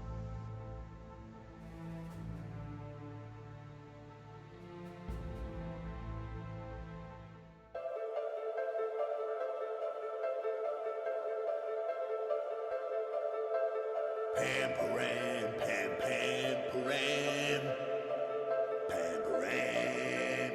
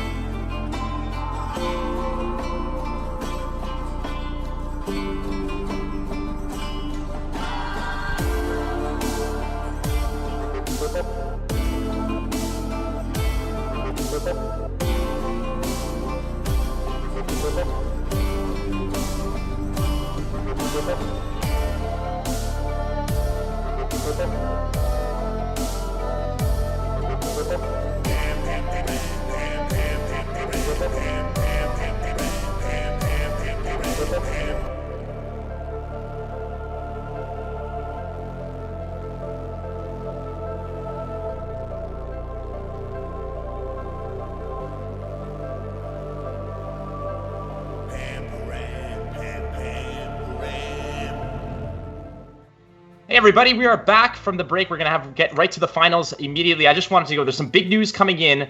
I did get a Valentine, actually. It's one that I sent back out, and I got it right back here. I'll just show it to you real quick. It says, "To Ash from Flake." I sent it out to her. It was a question, actually. It says, "Be my Valentine," and the reply, "Yeah, definitely." So I come out on top. Fantastic. So we going to the finals. Jagras, who we got going into the finals? We have Lilane versus Mr. Roven. Who do you think is going to come out on top, though, in this matchup? Okay, so I am obviously 0 for 2 on guessing anything here, so I'm going to keep this reserved. I'm going to say that it's definitely going to be Lilana, 100,000%. This is a lock, folks. If you're betting money on this, don't bet. That's not good. I don't know what the Twitch rules are, but don't actually bet any real money. But that's who's going to win this one, hands down, for sure. Professional opinion right now. I think we're gonna see some Shoop, and that makes me happy. And you gotta bet on Shoop. It's his day off. He deserves you to predict for him. So I'd like to see Lana win, if only because I think Lilana's decks are more creative. I like Mr. Rumma's decks, but we saw him misstep a little bit, and I think Lilana was cleaner in the semifinals that we watched previously. So ultimately, I think here it's a Lilana prediction, but we'll go over to the casters now. And our lovely casters for this set are Joe Snow and Crash Overlord, who will take it away and take you guys through the finals. How's it going? Thank you very much. I am looking forward to a great finals about to happen over here. Hopefully get to see the full 5 games. What about you, Crash? You excited for this one? Yeah, definitely. It's gonna be a good set of games, and I'm really excited to see what's gonna happen, especially with, the Shoop deck being brought in. It's gonna be spicy. I can't wait to see the Shoop high roll into charming a 40-point unit. That's gonna be lovely. That is pretty much the definition of spicy. I'm liking Mr. Robin here. His play in the Dagon mirror match, in particular last set, particularly impressed me. I just thought the way he navigated that round 2 was very, very good. Where are you at for this one? Yeah, I don't know. I think I'm gonna have to call it for Mr. Robin. I just don't actually believe Shoop should be brought and won. I think we're gonna start getting into game 1 pretty soon, and it should be a really spicy series. Hopefully we'll see actual good gameplay as well. Obviously both players kind of unknown in the scene from what I know, and it's a dark horse, right? It's gonna be a surprising winner no matter who takes it, but deserved all the same. Yeah, this tournament's definitely looking like it's going to be a story of the underdogs. Obviously, none of the legacy winners who were seeded into day 2 were able to make it to the finals. So this is a great chance for someone new to shine, really put their skills on, show off to the community that they can compete with the best. Definitely excited. And we're gonna straight up go into Dagon versus Brewer here. What do you think of this matchup? Who do you think is generally favored? I don't know. I think the Shoop sort of adds a kink into the works, but I generally do like the Dagon side of this matchup when you're facing the more normalized lists. So that's where I would prefer to be, particularly with the way the coin decided to flip. Honestly, wow. If you notice that Lilana actually mulliganed away Shoop, I guess with Yavin, you always, draw this. Is that the only special in the deck? Yeah, I believe that's the only one, yeah. And what we've seen from Lilana earlier is the propensity to just lead on Brewer into even, particularly on the blue coin, as getting the cheap spy down, sort of setting the tone and putting the ball back in your opponent's court. Definitely good. I don't know, we're probably going to see kind of a weird style of game, though, because Dagon has a lot of value in the long run, obviously, with, the ticking arc spores as well as the fog. Whereas the Shoop deck just kind of plays random points, so the actual gameplay of each deck is a bit weird as to how they're going to win the actual game itself, right? So what would you say is what does Mr. Owen want to do here to actually win this game? I think you brought up a great point, first of all, and I think what's going to be key for Mr. Robin here is managing how often he wants to put down his long-term value engine cards, such as the Dagon into the Fog and the Arcus Spores. We see that he does have the Golden Crone in his hand, which is going to allow him more value over time, but he doesn't want to sort of blow them all in one round, as he's not going to be able to keep up on raw points in most situations. He's going to want to have some of that left for later. Yeah, for sure. Obviously, again, Mr. Owen, as far as I'm aware, the deck lists were not known, so he doesn't actually know it's going to be a Shoop deck, so he can't really prepare for it, right? Definitely going to be a bit intriguing, and I wonder at which point, if you know your opponent is playing a Shoop deck, do you change your strategy at all, or do you kind of maybe only slightly adjust it? I think it's more of a slight adjustment, and it's funny you decide to bring it up now, because with the Bronze Weather Clear coming down directly out of the Squayatel player's hand, I think that's a pretty big tip-off to someone who's capable of making the finals of a tournament like this. If he's not sure it's a Shoop deck right now, I think there's definitely bells going off in his head that it's entirely possible. Yeah, for sure. obviously one thing that, Dagon really has going for it here as a deck is the carryover. We just see Barbecue come into play. And, I mean, even though there's one War Dancer, if I'm not wrong, in Lalana's deck, that's not enough to, beat a Barbecue. I mean, Barbegazi carryover. So definitely gonna have a bit of a, advantage in that section of the game. And I have to say, it's gonna start getting a bit hard to keep up with, some of the value over time. The Arc Sport has been on for quite a few turns already. And, exactly. I think establishing the barbecue, I called it barbacoa, so we all have our pet names for it. Getting that down here sort of sets it so that even if the round goes bad from here, he's got a decent floor, right? It can only go so bad for him. And that's one of the reasons I did say earlier that I feel like the Dagon deck's a little favored in this matchup because you have the tools to compete with the War Dancer so effectively. How long do you think that the Shoot player can afford to stay in this round? Do you expect to see something like Isengrim come out for a push, or do you think he's going to be looking to leave relatively soon with the extra card? So I think a big thing is that obviously you don't really want to lose this round. You use your Spy and your opponent has carryover, but you'd love to get maybe just a bit more value from your opponent before you actually pass, because it is a Dagon C-Nova list, so their short round 3 is still extremely potent, and so you can't really go into you can't really just bleed forever and then go into a 2-card round 3, but you can't take it too long either, because something like a sorry, I always mix up the names. It's not Wispus, it's Brewis Tribute, right? It is Brewis Tribute, correct. Okay. Something like Brewis Tribute, it actually does stack up a lot of value over, some amount of turns with the double Arc Spores and whatnot. So, I don't know. It's actually a bit sad for Lalana here. He probably wanted to lose this round. Yeah, I think Lalana's in quite a bit of trouble here. As you were talking about, the carryover is just going to be such a boon going forward. He has some decent tools to defend the card. He's looking at the Toad Prince in his hand, which can be reasonably another reasonable high tempo option. And as you were saying, it's not really clear because there's things like the Brewis rather. So you got me confused. It'll do better in a slightly longer round 3, whereas you obviously have the raw power of the Siri Nova finisher, which is much better in a short round 3. So hopefully, maybe he'll be able to put a read on what's in his opponent's hand based on play pattern here. But the route he wants to take is not very clear, and he is sort of behind the 8 ball a little bit. This is a tough spot. Yeah, even some anti-bleeding tools in Mr. Owen's hand, like another Barbegazi for additional carryover in round 3. Obviously, you have to be a bit careful of when you play it, because it is, unless you've got a Death Wish on board, only a 6 tempo play, and that is how Lalana could potentially get back the card advantage going into round 3. Do you think you play Tribute sometime soon, or do you kind of just try and save it for round 3? I think it depends on exactly what your opponent commits here. I fully expected to see this Isengrim coming out, as I think this is exactly the sort of play that Lalana needs to try and swing the advantage back to prevent Mr. Robin from sort of defending the card here. And what that really could do is force out the Brewis rather. That particular Crone, let's just go with Crone here, it's very flexible when you play it, and in my time playing the deck, I've logged a fair amount of games with it. There are plenty of times you don't wind up seeing it till round 3, and that's exactly for these types of situations, defending your card. Mm-hmm.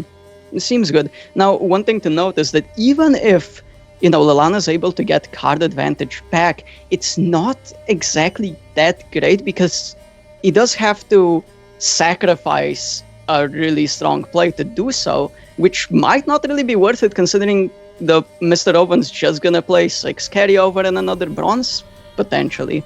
I completely agree. And Mr. Robin also has he's in the amazing position of being able to sit on the Frightener if he feels he needs it. And if he doesn't, he has the backup scenario of pitching it to the Toad Prince here for a super strong 19-point play. This is probably the Toad Prince at its best, adding this additional layer of flexibility to see how he really wants to go through the round. And it looks like he's been real close to getting that Isengrim down twice now. Hasn't quite committed to it. What do you think's proper for him to do here? It's a really hard call. Like, oftentimes, I mean, obviously you're playing versus a C-Nova list, so having less play, especially with a Shadow in hand, is so strong because, you know, your opponent has built their deck around this 22-point gold, and then you just play a 26-point gold out of nowhere just because, hey, I'm playing last. Correct. It's really strong. On the other hand, it's really hard to know if it's correct to commit your other, you know, 20-something point gold just to maybe secure it. And I think Lana actually goes for the correct play here just because he hasn't actually seen the spy from Mr. Owen. So the spy could always be kept for round 3 to still deny that Shiro no matter what. Yeah, I think that's a huge deal here. We're getting into this round 3, and we see both players with fully loaded hands. These hands are basically what you exactly would want out of a particular round 3 that you're setting up for. The extra card is going to mean a lot to Mr. Roven here, but there's a lot of power here. Let's see what the Crone decides to pull. And double arc sport again, value over time. It is a 5/6 card round 3, so yeah, it's gonna be quite a bit of value. The double Scorch coming through for Shiro though, that's gonna be quite a lot of, you know. Yeah, that's a big one. I really like this play. I don't see this play happen too often, but it's so powerful here. It's more than just the 14 points it looks like, and you know you're not going to be able to get last save to stop the Nova anyway, so the damage over time is just too much to deal with, and you've got to just bite the bullet at some point and minimize it right now. So one specific synergy that I think is actually insanely good and people might not, well, talk about it or really, you know, mention it often is that the fact that Gels puts a card on top of your deck means that a card like Toad Prince will draw you both a silver and a gold off of Gels, which makes Gels like, that's why he's so good compared to, say, something like a Royal Decree that's been nerfed in the recent patches where it can't hit spells and whatnot. It has additional synergy with cards like, you know, Toad Prince, which instead of just guaranteeing you a silver or a gold, it guarantees you both, which is obviously really good if you compare the average value of a gold or a silver card to a bronze. And that play you bring up right now seems to be exactly what we're going for, as we see both players sort of slapping down a little bit of value over time options here. But yeah, he knows exactly, very likely, what's on top with the Gald, unless it's another special card, which I don't believe it should be. He's got the Nova in its hand. I do believe this is Mr. Robin's game to lose at this point. Then again, we still do have Shoop on the other side, and when he goes on an adventure, who knows what's going to happen. Yeah, it's there's always a chance, right? Or maybe Mr. Owen can misclick and eat the City Nova here. Sure. You're not in a great spot when those are outs. Yeah, it's looking like a really strong position for Mr. Owen, though. He's currently behind a bit on points, and that Malena is still looking to, you know, add, 15 points to the board. But honestly, with the C-Nova, with an additional card in hand, it's looking solid. Yeah, this was a bit of a break in the action here for him, because the Toad Prince came down for only 11 value there. A little bit less than Mr. Roven was looking for. It's going to come down to Shoop here, and can Shoop provide the proper amount of value? I'm also under the assumption that there's got to be a Rock Fiend left in the deck for the She-Troll to eat for value. Is that correct? I think so. I think we've only, if we have even seen a Rot Fiend, I don't think we have. I don't think we have either. So yeah, that's definitely still in the deck. If I'm sorry, I'm a bit behind on the deck lists because I can't memorize all of them. Yeah, it's pretty much a standard in there. I should say we should assume it's in there until proven otherwise. But yeah, I mean, this is going to flip. It's going to steal a 4. Obviously, it wouldn't have hit the Woodland Spirit anyway because it's a gold card. Let's see what Shoop's got in store for us, ladies and gents. This is about to get exciting. Yeah, and actually a big thing is the movement that got taken away, right? Or like the glade that got moved to the back row, disabling the fog power, and oh my god. Woo! Here we go, ladies and gents. That's a 28-point gold? That is a beating. Let's do the math here. This She-Troll is looking to be what? 13 and 8 is 21 plus 22. I think it's going to fall just short. Shoop might have just saved the day here. With the fog as well? Yeah, that's not going to be... I'm quite surprised there. I mean, Shoop is... that's why you go to him for the kegs. He runs this thing right here. Oh. You want to win a tournament, you got to go through Shoop. Yeah, well, it appears that Shoop's deck building limitations, being strong, like bigger than Sirinova's, also make him stronger than Sirinova, obviously. So yeah, we see Shoop beat Sirinova in the head-to-head. But yeah, Lalana taking taking the lead, obviously with the Shoop. And what do you think? What do you think about Radovid actually? Because we see a bit of a mismatch here, right? Lalana bringing in Radovid and Mr. Oven, having the Dagon as, I guess, the counterpart, whereas Ithni and Brewer are somewhat similar. Do you think Radovid's actually going to have really good lock targets? Obviously, versus the Dagon Death Wish deck, there's going to be targets, but for the other two? Yeah, it's Radovid seems to be a little bit of a weak link here, and a player of the caliber of Mr. Robin that's able to make the finals of a tournament like this is going to really be able to hopefully parse it out so Radovid only gets value out of one lock at a time. It looks like we are moving directly into the next game here. We've got Crack and Crete versus Ethne. Who do you like in this one? Well, I've got a root for my boy Krach, right? Really similar name to me, so obviously he's good. But yeah, the greatsword list, it's intriguing. If you can't really deal with the greatswords, you're gonna have a tough time actually beating them. And obviously, Ithni list, it does run Gigni here, and I'm assuming it runs at least one control spell. So definitely gonna be seeing, some control and some ability to stop the greatswords, but it's definitely gonna be a bit of a potentially tough matchup. Yeah, I'm not seeing the single target removal spells that you really want, and it's not like against Skellige that one's really going to get the job done. With Priestesses of Freya, with the redundancy in the Hime Battle Maidens, I believe they're called. Just you're going to need to be prepared to deal with more than one greatsword in this type of matchup here. Mm-hmm. And yeah, that muzzle's actually proving to be really strong in this specific matchup. That's really what you want to hit for it there. It's great. That's a bit of a, aggressive? Maybe an unfortunate Dragoon buff, right? Because now you actually need to damage that greatsword twice before it ticks. So, obviously, if nothing changes on the board state right now, it's gonna be fine. But if any kind of movement comes through, obviously the greatsword won't strengthen himself on the first rotation. Yeah, I wonder if that's something that Lalana had considered. It certainly caught me by surprise, but you see, even if it was surprise there, as soon as Lalana noticed, they went ahead and got it out of their hands, so there was zero chance for it to continue to get buffed. I think that's a really interesting dynamic you just pointed out. Mm-hmm, definitely. And we're gonna see the gold coming out. Oh my god, I can never remember names of cards. Wild Boar of the Sea. It's a big commitment coming down to this round. It's basically letting Mr. Robin know that Lalana is here to stay. I'll play this round as long as you want. I've got a Dragoon ticking. I'm getting tons of value over time. It's basically the Gwent equivalent of come at me, bro. It means he feels very, very comfortable in his spot here. Yeah. And it's going to be an interesting game. Actually choosing to save the Coral here. What do you think about using Coral early on just a Dragoon?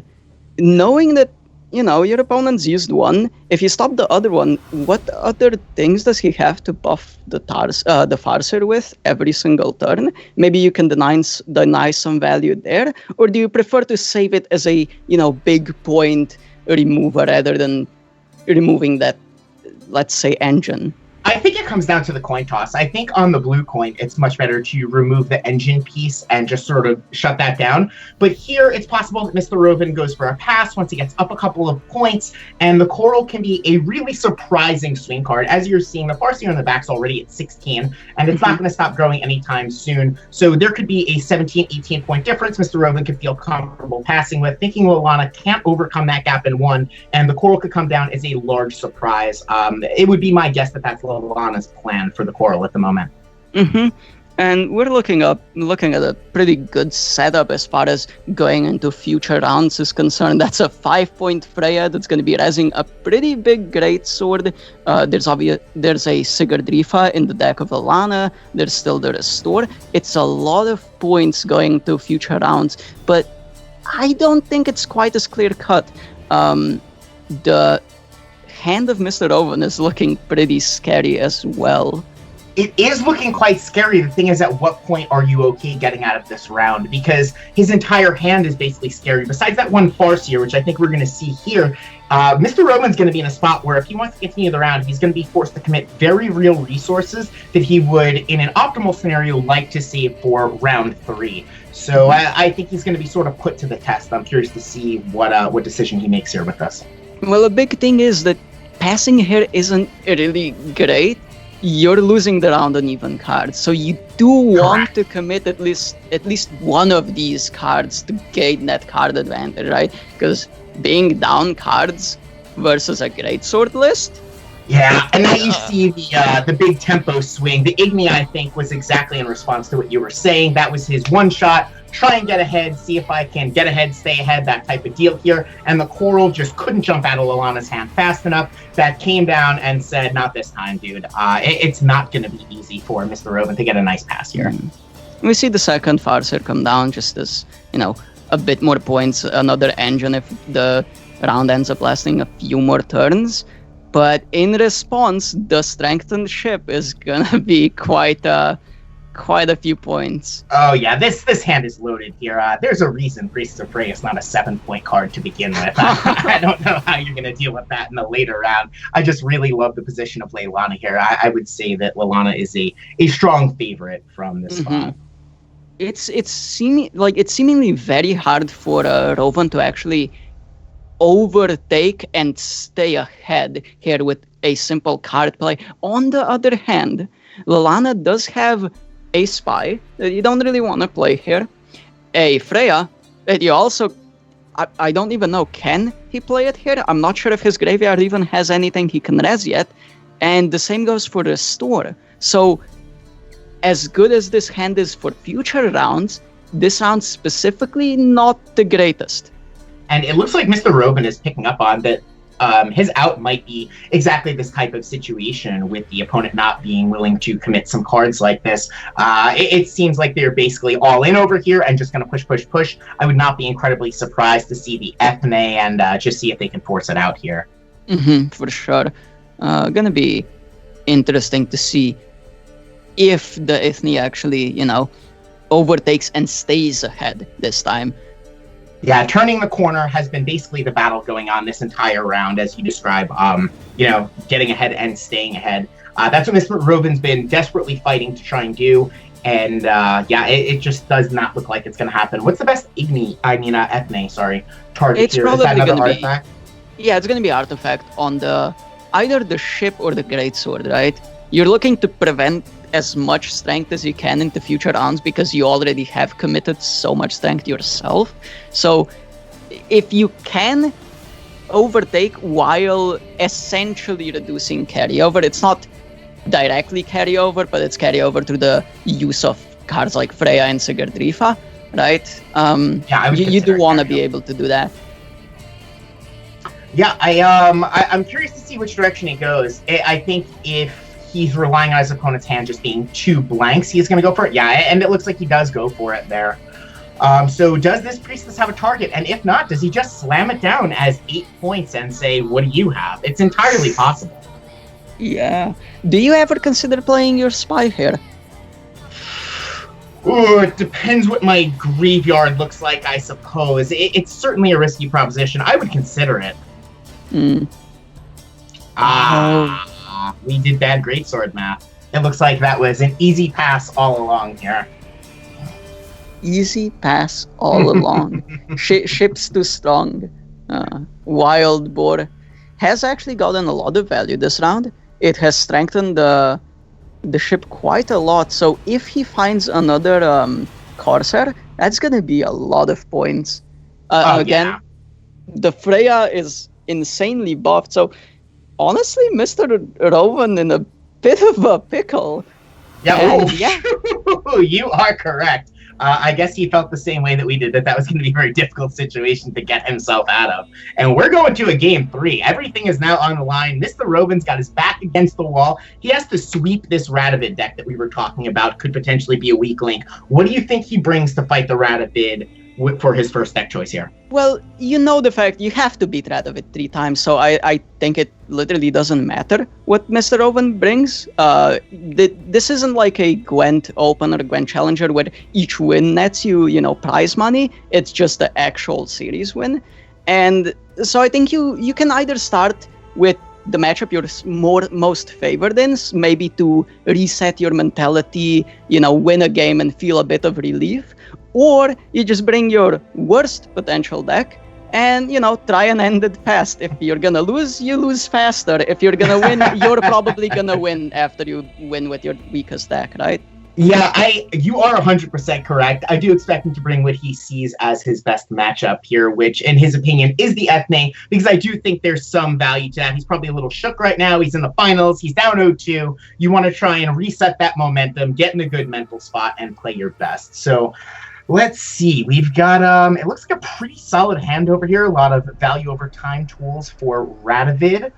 And the Ethne hand looks quite powerful as well. Ethne on the red coin here, so not a bad position. Yeah, but the big thing is Radovid is actually really strong in this matchup, right? You're able to lock a Dragoon and a Farseer, and that log value, honestly, over the course of a long round, that's a potentially, 30, maybe even higher point leader, depending what Dragoon would be buffing. Yeah, so Radovid's certainly going to shine here, in my opinion. Mm-hmm. It's interesting. Lalana was actually considering dry passing. What do you think about that?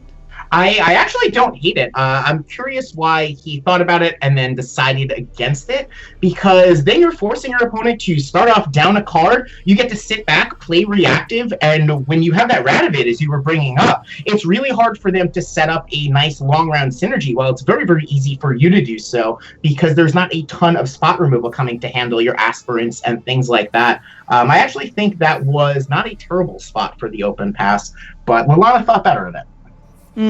It's gonna be interesting. The aspirants, night elects as they're called this patch, are not very good in this specific matchup just because of the skirmishers, right? So you play one, bam, skirmisher comes out, no more armor, no more buffs. That is certainly a fair point here. Do you think we saw the Farseer come down sort of as bait? Because usually when you're not facing a Radovid, you'd want to lead on the Dragoon into the Farseer. I think that leader choice over here just definitely influenced that decision. What are your thoughts on that? I don't know. I think leading with Farseer is okay as long as your second play, will be something that buffs.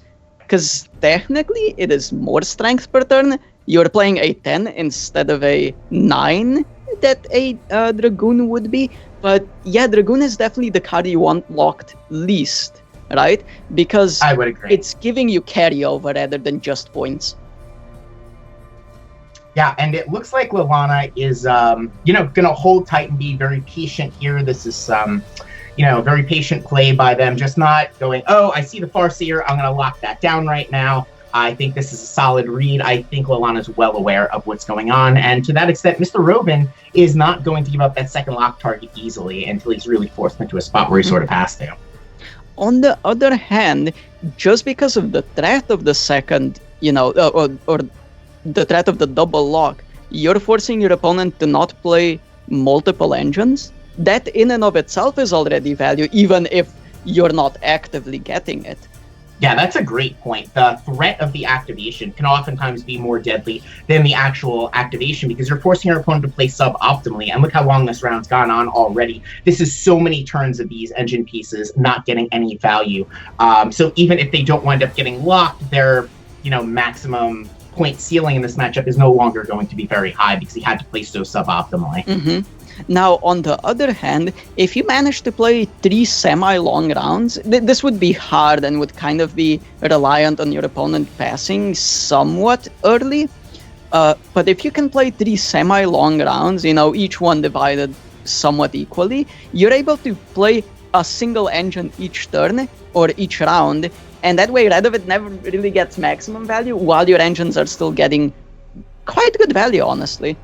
Yeah, I think that's the interesting dance that they're sort of doing here. The threat of activation is looming over this entire game here, and Mr. Rovin, I think, is handling a situation quite nicely. It makes it a lot easier for him that he had the ability to go second and be a little bit reactive here. But I do like the way he is playing this game out. And there we go. As we're talking about it, it is time. The Dragoon is going to come down and force the rout of it, it looks like. Mm-hmm. It's going to be quite interesting. Lallana lost Gwentlet, but he's very much ahead. So I don't think... I mean, there's obviously always this threat of going down cards, especially with the Night Elects being shut off. Your engines aren't working as efficiently. But I think he'll be able to get out of this round without being down a card. Yeah, it's entirely possible. He's still gaining a point off of the Trebuchet here. There we see, he couldn't Radovid that fast enough. He was just waiting for the time. This does, in fact, free up engine pieces for the remainder of the game, but as you can see, there's so few cards left in the opponent's hands that they're not really going to be able to accrue the type of value that we're used to seeing. And yeah, we're seeing Mr. Owen actually just play as high tempo as he possibly can, just to actually secure that card advantage. And honestly, his hand is looking pretty good into a later round. Yeah, I'm liking this position here. The Oglace, does it have a target yet? I believe it does, right? I think there was a recon, maybe reconnaissance. Yeah, a reconnaissance as a target. It was literally just played. The Hattori, however, I don't believe has a target. No, that does not look like it's going to be great in this round. I think it's okay to commit the Oglace if you value winning this round uneven. It depends on what you think is in your opponent's hand here. The Shani is obviously not a tool that the Northern Realms player really wants to commit, even if there is a target this early. And this happens somewhat frequently with Northern Realms, whether you see DJs or Borks out of the various Northern Realms decks. They all have a few cards that they don't really want to commit in round one. So a lot of times you can sort of just bully them out. Let's see if that's a strategy here. Mm-hmm. And especially, a C-Nova list even more so. They don't really draw perfectly because blacklisting and whatnot. So Correct. They're even more likely to have certain, let's say, bad cards in hand, right? This is quite the interesting position here. What do you do if you're Lallana? You're looking at reinforcements. Your Stennis is already sitting there out on the board. You're looking at an 8-strength Redanian. And yeah, this is just not an enviable position to be in here. You play your... and you pass. Yeah, he gave up the round. I'm not sure what he could have done to really get out of that one there. A Kadweni Knight would have been 1 point ahead, but obviously that's actually quite a big commitment. That's one of the best pulls DJ can have, but it is an additional thinning tool, so it's not looking great. On both sides, right? Mm-hmm. For sure. I don't know. Do you see Mr. Owen bleeding here, or do you see him? Well, obviously with the spy, he can. I think he's gonna feel it out with the spy. I think he's gonna jam the spy here and sort of see how Lallana reacts to this, and then make decisions from there. The Hattori can be a powerful finisher-like tool, potentially with a decoy if he doesn't see it getting killed in any way, shape, or form. That could be a reliable 2-card finishing combo. This might be a round where he wants to commit the Dragoon. It's interesting. The Dragoon sort of incentivizes you, now that the Radovid's down, to go into a longer round 3. Mm-hmm. Dragoon and Farseer, obviously, Yes. both together, gaining 3 per turn. So, hey, longer round, more points. There you go. And you're up a card, too. You can't beat that. This is a very good spot. You're going to be playing a card and going to have the last 2 saves, essentially, Mr. Owen. So, it's looking good. What do you think that Renew is actually going to be hitting? You think there's a chance it hits Gigny? It's possible. There's, I believe, 2 of... Yep, there he goes. If you get 2 of those lined up, I think the Igni is going to be coming out. But otherwise, it's sort of nice that it's a bit flexible here. I just expect him to play back and play the least committal plays every turn. Dragoons, Farseers, wait to see what his opponent wants to do here, and then develop his strategy based around that. Being a card and a half up really lets you play very reactively so that you don't fall into any traps that maybe you didn't account for.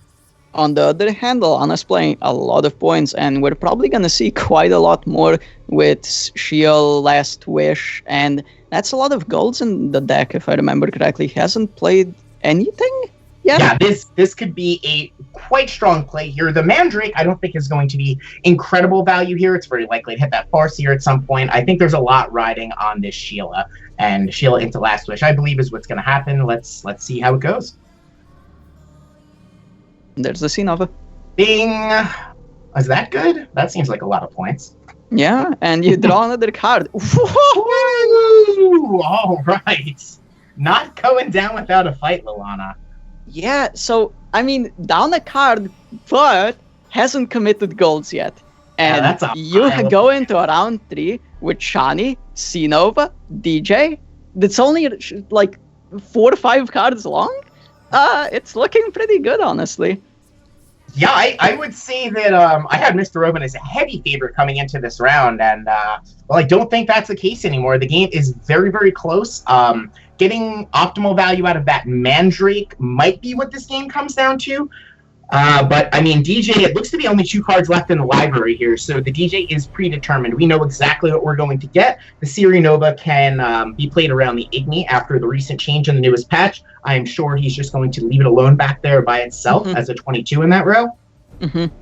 So, I don't know, like, I think this actually came down to the DJ draw. Now, if this wasn't a DJ and was just another card, I think it'd be much closer, but this is gonna be a lot of points. What do you make of that Dragoon not coming down yet either? Yeah, it seems a bit weird, because why are you waiting on it? I'm not sure myself. Ooh, it looks like those 2 cards came down in the wrong order, as he was forced to eat the armor off of the Stennis instead of the Redinian, which would have yielded just the extra 5-point boost that unit gains when it gets stripped of its armor. Let's see if that's important here.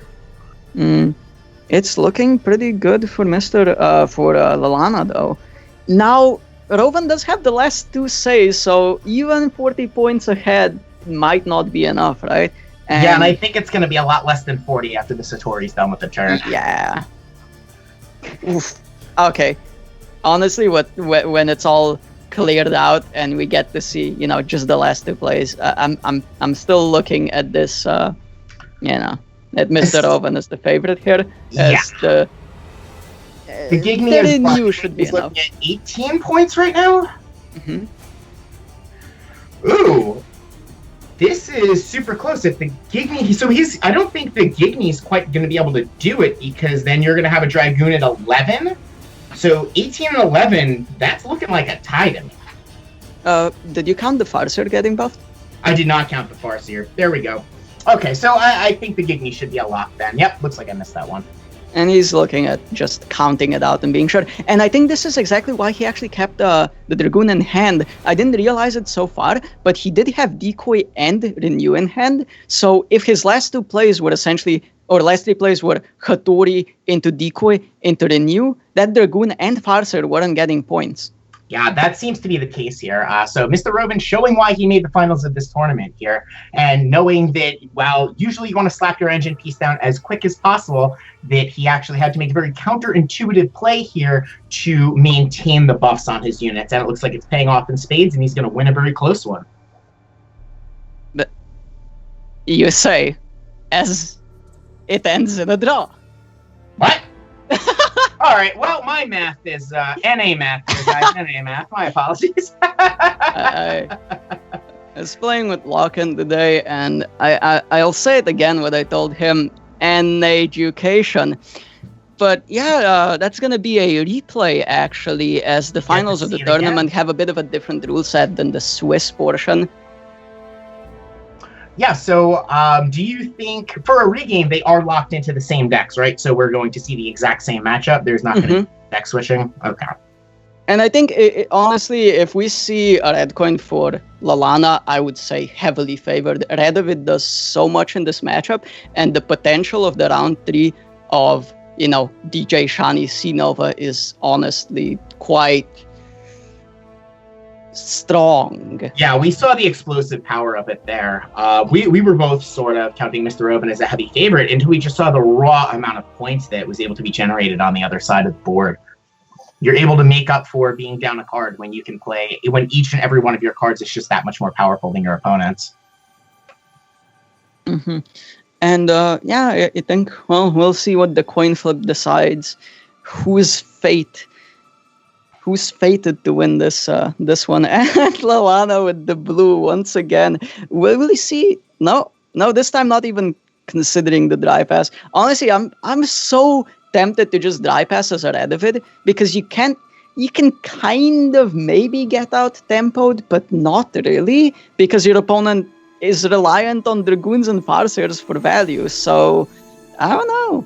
I like that play as well, but maybe our opponent was just doing it in the spirit of a full regame, right? He had to get the blue coin again. He's got to play into it again. It's a regame. Come on, let's play the same game again. Well, I wonder if we'll see again. Farseer first.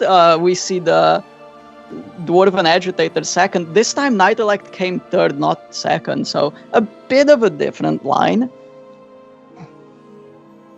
I don't know. I'm going to be interested to see how Mr. Oven's actually going to play round 3 this time. He was the heavy favorite going, into round 3 with up a card, but didn't have quite enough points. I'm wondering if he changes anything in his strategy. As he has red coin, he kind of controls the tempo of this game. So we'll see how it goes. I'm also interested to see how Lalana changes his strategy, because last game, as you saw, the Sirinova and the DJ didn't come into his hand until very, very late in the game. This time, Lalana can guarantee, he knows for a fact that he has these high power plays to bank on. So instead of being unsure and having to rely on your draw step, having these points essentially in the bank for later rounds, but not really cards you want to commit in the early round, might change the way he has to play the game a little bit. Mm-hmm. We're going to see really high tempo, Shield into Stennis into quite good. And not the best drop, but still a lot of points. You still have 2 engines running. It's a lot of tempo. Now, I think a really interesting thing to look at here is actually if Radovid comes down early, maybe just for the 14 points. It's entirely possible that it comes down for the 14 points. There's a small gap here, but it's not incredibly large at the moment. And I actually think it's more likely, because when you take a look at it, which of these cards does he really want to commit? I'd imagine the Sirinova and the DJ want to be saved for later, which is going to limit the options of Lalana significantly here. Mm-hmm. I also think on the other side, the Igni likely wants to come down round 1, as you see your opponent's very able to play around it in round 3. You saw that your opponent wasn't going to walk their Nova into it or anything like that. So it seems more like a round 1 tempo swing tool for Mr. Robin here. Along with the fact that, honestly, you kind of have to enable your Renew, right? Correct. Outlaw is a card, but not the best Renew target. I mean, we saw last game Gigni isn't either, so definitely going to be intriguing. This is still a lot of tempo and a lot of points. Elect hasn't been stopped yet, so I think this might be the opportunity where Lalana can pass unless the Gigni comes down. Yeah, I think we're in a Gigni or pass type of situation. You're already down 16 points, so it's a pretty large gap. You're facing your opponent generating 3 points a turn. It doesn't look to get too much better for you, but from the other side, I think Lalana would be very happy to see that pass and just get to a round 3, know that they have all of these safe points in the bank with the DJ, with the Sirinova. I think that's going to be important here. On the other hand, Rovan this time can choose to actually bleed and potentially, get DJ, get Sirinova out of Lalana's hand. Because last game, he didn't have them in hand, so it wouldn't have mattered how long Rovan would have played. Those would have stayed in the deck. This game, you can't bleed out the top of the deck. That is what they say. And it looks like he also has the Yavin in his hand again. So that's additional incentive for him to really try as hard as he can to win this round 1 here. Mm-hmm. So do you think Artifact Compression comes down? And what do you think it comes down on? Just on the Night Elect? It's funny you ask. That was exactly the question I was asking myself at the moment. Yeah, you're looking at the Elect here. Probably right. I mean, the Redanian, you're not expecting any more ways to strip the armor this round, as you have seen the 2 armor stripping bronzes already come down. What's your target of choice? I think it's pretty close, but I'm going to hit the engine piece here. I'm pretty sure it just has to be Elect. It's like the highest thing you can do. The problem is, last game, Rovan was able to push this round almost, to the last few cards, because there was no Yavin in hand, right? Because you still had plays you can play, but here we see Renew is dead, Yavin is dead, Dragoon has nothing to buff. It's a bit tougher position. So we might see Mr. Oven just pass here. The Farseer also hasn't gotten as many points as last game, staying as a 12. Not what you want to see. Yeah, it's much smaller, and I think what he's looking to do here is see if he can use his Ethne in a way that creates a gap that's so big that the Ratifid won't cover it. I think he's getting to the point he now knows fully what's in his opponent's deck. I believe he saw each and every card when the DJ came down. I think that exposed his entire library. So he has a pretty good hand that his opponent's holding on to some high-value cards here, particularly when you see the engine piece come down near the end of the round. That means they never really had a good tempo spot to sort of slide in the low tempo. So you can start to tell that your opponent's hand is waning in options. So if Ethne has an opportunity to onboard overcome the Ratifid, I would fully expect to see that. We're actually going to see Yavin here, so no real bleeding opportunity for Mr. Oven unless he wants to risk going down cards. But we do see a pretty good draw of the decoy potentially hitting Brewer here. Yeah, sorry, not Brewer, Barclay. Barclay, I make that mistake all the time. I think this is just going to be a simple math thing. My guess is, is the payoff even really there?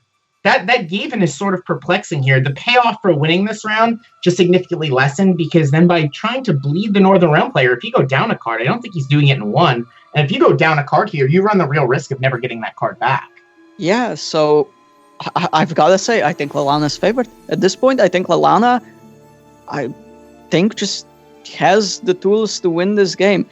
Unless a big misplay comes out, I don't see it. Because how does Rowan actually, catch up here, overtake, and then win round 3 as well? He doesn't. He just has to get the round up. I think you're absolutely correct. I think Olana's a favorite. And I think navigating this round 1 to come out this way, particularly on the blue coin, was just the show of his strength at piloting this deck. I think that was very impressive there. So a big thing is, I think Mr. Owen kind of wanted to just bait out another card with the Yavin. If Lalana wanted to push slightly further and, guarantee winning the round, maybe, fearing getting the Sinova, bled. On the other hand, made a very, confident choice of just passing. Hey, I'm 23 points ahead. You don't seem as you've got a lot of points available to you, so I'm just gonna pass. Yeah, Mr. Rovin's play, I think, is far more likely to work on the ladder than in the ending stages of a tournament. The gap is just too large there. You still have the engine piece going. I believe it was already 23 points. And Lalana just recognized exactly what was going on there and got right out of the situation. If Lalana had played another card into that, I think Rovin was a huge favorite. So we're actually seeing some pretty unfortunate top decks here. Like Farseer Dragoon, not gonna be the best cards, especially with the the Radovid still here. Renew doesn't have the best target, sure, maybe an 18-point Gigny or so. What can Outlaw pull anything amazing? I don't know, and the Radovid is still ever present to lock down the Farseer Dragoon combo here. Mr. Rovin's really going to have to make the most of his mediocre at best hand here. He's going to have to try and scrimp and scrounge every single point out of this hand he can get. So, waiting on the Dragoon here, you're hoping your opponent's going to use Radovid, but unless that Farseer is getting buffed, you don't really need to use Radovid, and it's just going to be a lot of points. Still, that DJ still has a Shani it can pull. I'm expecting Reinforcements and Tormented Mage to come out first. Reconnaissance. Reconnaissance. Card names are too hard. A lot of new card names these days. Everyone's still getting used to them. But yeah, Agley does have a marching orders it can pull, so that's a lot of points there. We've got the decoy with the Hattori and whatnot. Again, it's a lot of points, but that's all, right? Okay, well, he successfully got the Radovid out, so at least the Dragoon gets to work for a couple of turns, which means he's heavily incentivized to go decoy and renew before the Oglish, just to try and squeak those extra couple of points out. All in all, though, we've seen what Sirinova and DJ can do, and I still like Lalana's positioning here. Seems quite good. Reconnaissance most likely gonna pull a Kadweni Knight. You still have 2 of those in the deck. DJ looking really solid. Only 5 targets in the deck, and some of those are additional thinning. I don't believe we've seen Last Wish played. Actually, is Shield still in the deck? No, it was played round 1. Yeah, Sheila was played earlier, so the DJ is not guaranteed like it was last game, but the large majority of the targets it can hit are just so overwhelmingly powerful. That being said, there's quite a gap here. We're looking at 26 points here. Well, C-Nova closes them pretty good. Mr. Robin fighting for his tournament life here. Yeah, the renew, right? If you can't really renew here. Create a random elf doesn't sound very appeasing here. So you want to wait for the Gigni. But that means Dragoon's losing points, and, you're not even guaranteed it. Yeah, your out might be your opponent making a mistake and putting something on that Syrian overroad to the Gigni. It looks like he still thinks he's got a shot to fight fair, giving Luana a lot more credit, assuming they're not going to make any mistakes, which I would assume is true. Ooh, and that's not what you want to see there. Would have been nice if he had played it earlier, but I mean, you can never guarantee it, so you can't really make that play, right? That's the problem with some of the create cards. You don't know exactly what's in your hand the entire time, so it's super hard to plan a strategy around them. And here we go. This is Oglis versus DJ. DJ's got to beat Oglis by 3 points. Will Mr. Robin survive? Yeah, it's going to be close. Well, we can just wait and see. It's going to be exciting. What are some DJ pulls that might potentially be, bad and not good enough? Obviously, if we see Shani, I'm pretty incentivized. But Last Wish into Shani as well. Oh, here we go. There we go, a little flare coming down here. Okay, Reconnaissance isn't necessarily the strongest pull. Mandrake. Is that enough? That's pretty close. That is very, very close. Not good enough, though. And not quite. Okay, it looks like Mr. Robin is going to be able to squeak out of this one. Yeah. Looks like it's not going to be over yet. Gonna move up to 1 and 2. And Greatsword, I'm sorry, no, Lalana brought the Greatswords. What's the crack deck for Mr. Robin? Have we seen the crack deck for Mr. Robin come out Not yet? this series yet. So No, I'll be intrigued to see how that one plays out. We know Dagon has good lock targets for Radovid, so there's a lot of points to be had there. But yeah, it's gonna be exciting. It's obviously the Radovid's a bit sketchy. It has some problems, inconsistency issues. But yeah, we're definitely gonna see how it devolves, and yeah, we're gonna see what that crack deck looks like. I expect it to not be a great sword deck at this point, because otherwise I don't see a great reason to queue it into the Radovid here. The Dagon deck can do okay against the Radovid. The armor units give the weather some trouble, but I feel a little safer there. Yep, it looks like we're seeing more of a cursed style deck here. I'm always kind of surprised or maybe even shocked to see the Guara. What do you actually think of that card? It has a pretty good chance of hitting Restore, so that's when it hits Restore, it's obviously a good card, even with the Restore nerf. But because of its inconsistency and, the fact that you don't quite know exactly what you're gonna get, I'm incredibly shocked that this card sees play in so many archetypes and so many players have put their faith in it. It's a card I've never put into a deck, and I've often found bashing on my stream. I think that a large majority of the power in these silver spells that it can pull is by being able to know they're in your hand, plan for them, and set up a board state where you're going to get maximum value out of them. And with the Guara, the random aspect of that simply doesn't allow for that. You sort of just have to leave it up to the gods. So I'm not a big fan of the Guara in general.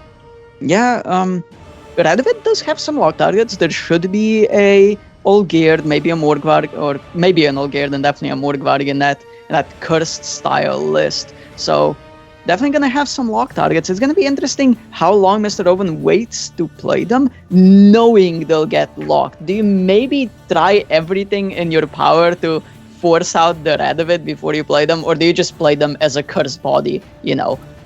Hey, maybe he's going to lock the first one. I don't think everything in your power, but I think it's certainly a consideration. You're going to make first priority is going to be tempo on the board, but I think that is a huge deal. Playing Croc instead of playing something like Bran, where you can put the Ogier sort of safely in the graveyard, as Northern Realms doesn't have a ton of ways to interact with the graveyard. The only way he could theoretically get the Ogier out here, I'm seeing, is from the Scowl, and it's much, much more vulnerable on the board. So I think he's going to try and dance around that if he can. That being said, doesn't Ogier lose a lot of its effectiveness if it doesn't come down to round 1? Yeah, no, definitely does. If you just wait until round 3, it's a 9-point card. Yeah. And you don't really, at that point, you don't care if it's locked or not. So he went for the Scowl there.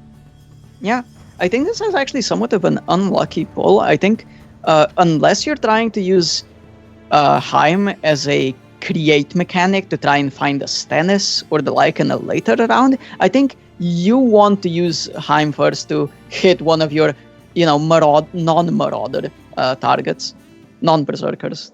Yeah, I agree with that also. I suppose the devil's advocate counterpoint to that is Heim probably has one of the highest ceilings, and if he's looking to win this round, Heim can guarantee pull you Dalric.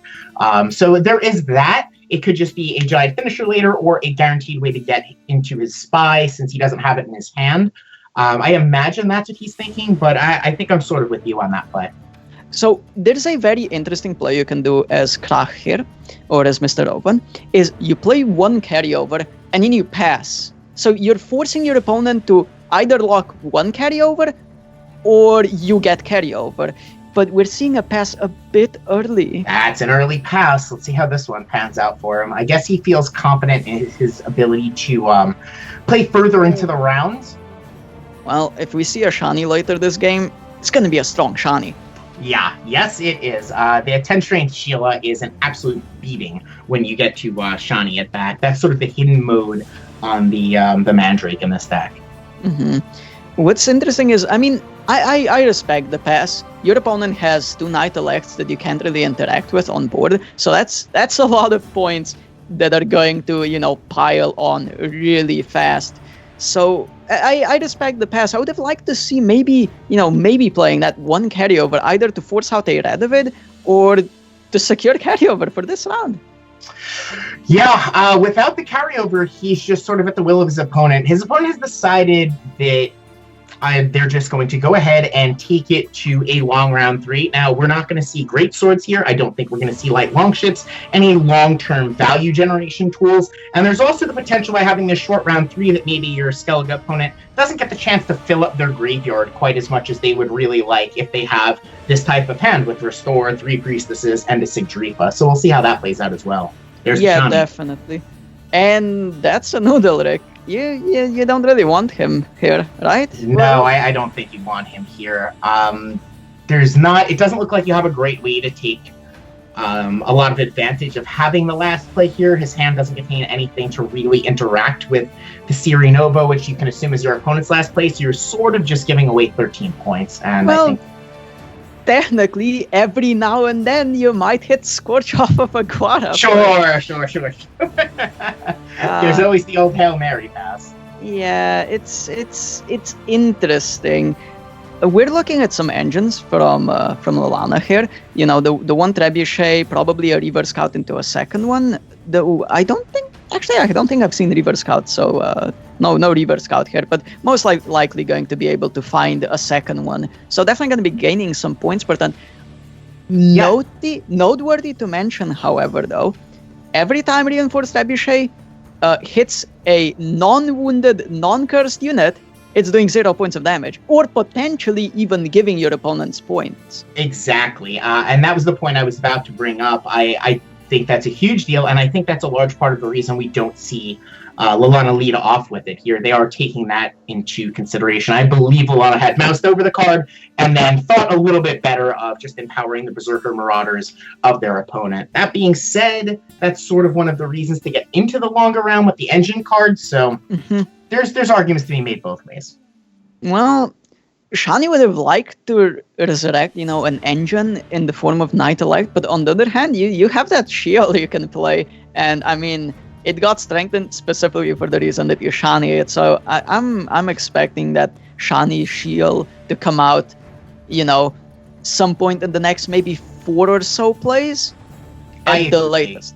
I think that the Shani Sheila is just too many points to pass up on here. So it looks like the Last Wish is coming down. That may mean that the Shani play can wait till a bit later, because the marching orders you can more or less know what you're going to be pulling out of the deck. With the Last Wish, that would incentivize you to want to do it earlier so that you could know what you're going to draw, make the best possible decisions, because you'll have more information about the various cards you have to work with, that type of thing. But getting the Last Wish out affords him the ability to delay the Shani if he wants to.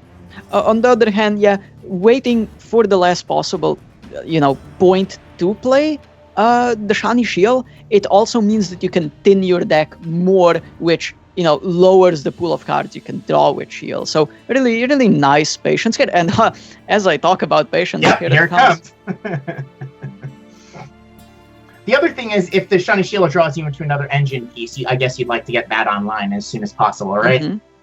Yeah, for sure. But we are actually seeing, Trebuchet actually staying in hand specifically for the reason that it hitting, non-curse units is actually really bad. And oh my, a Stennis what a big draw there. This is going to be, that's a powerful hand there. We're going to see, potentially, if it hits a Knight, that's a lot of armor as well for a second Kadwani Cavalry. I believe it's still in the... No, I'm not sure what's left in the deck. I'll just leave that be. But yeah, a lot of points still for the Radovid player.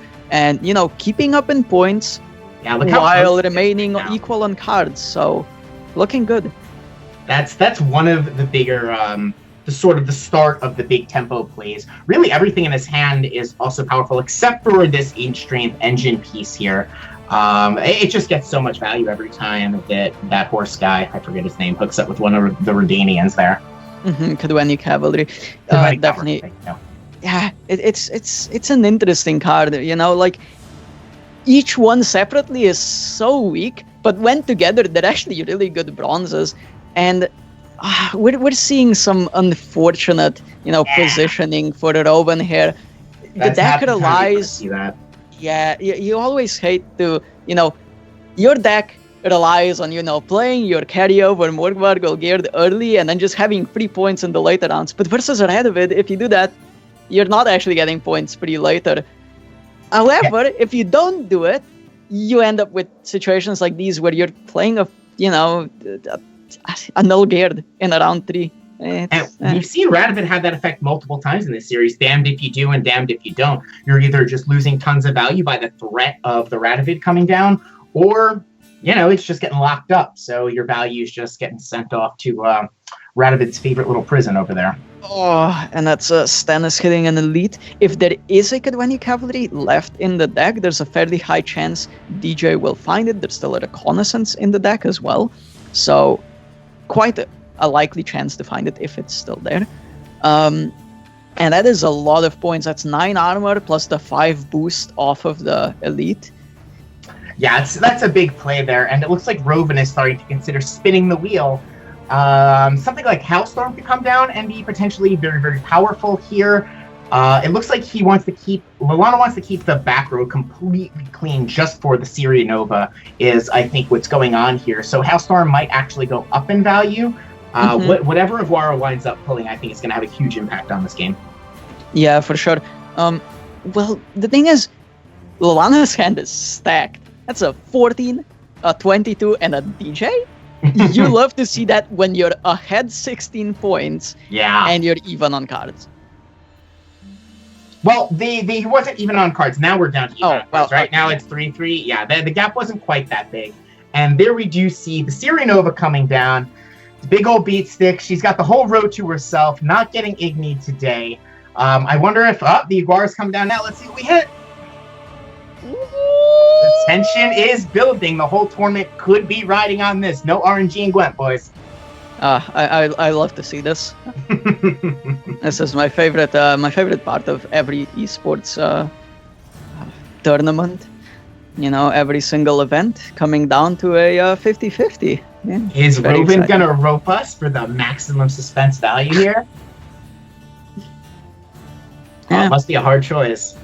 Yeah, probably not looking at a Scourge, because Scourge would drop instantly, I would assume, unless it's a Scourge versus Hailstorm. Yeah, then Scourge Hailstorm, versus I think, you're gonna right? I think Hellstorm is just going to be worth more here, yeah. Right on that middle row, it's looking to be worth. You'd hate to see Rock Slide, though. That's a lot of armor points. Ooh, that's not quite what you were looking for. Yeah. Red of it comes down. You want to hit non-cursed units, so you don't damage non-cursed units and give additional Marauder value later on. And he's been quite lucky with the Trebuchet also, not hitting Coral, not hitting Sigardifa, Krach, the 8-point Beermaster. Here we go. This could be the tournament. What does DJ have in store for us right here, guys? It is looking pretty good. It's going to be a Reconnaissance into a few points. There's 3 armor to take, so it's an 11. And the Natalis reinforcements. I think that might do it. I cannot see a 30-something point Berserker Marauder coming down here. No, that's thinning out the deck again as well. DJ, pretty good card.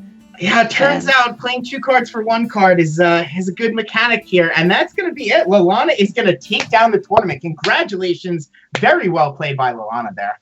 Yeah, and even though, Lalana, even though there's a Guara in the tournaments and there's a Shoop and whatnot, that's not to say Lalana's not an excellent player. There is variance in every single game, and it's how you play with it. And obviously, Lalana performed extremely well and deserved win, I've got to say.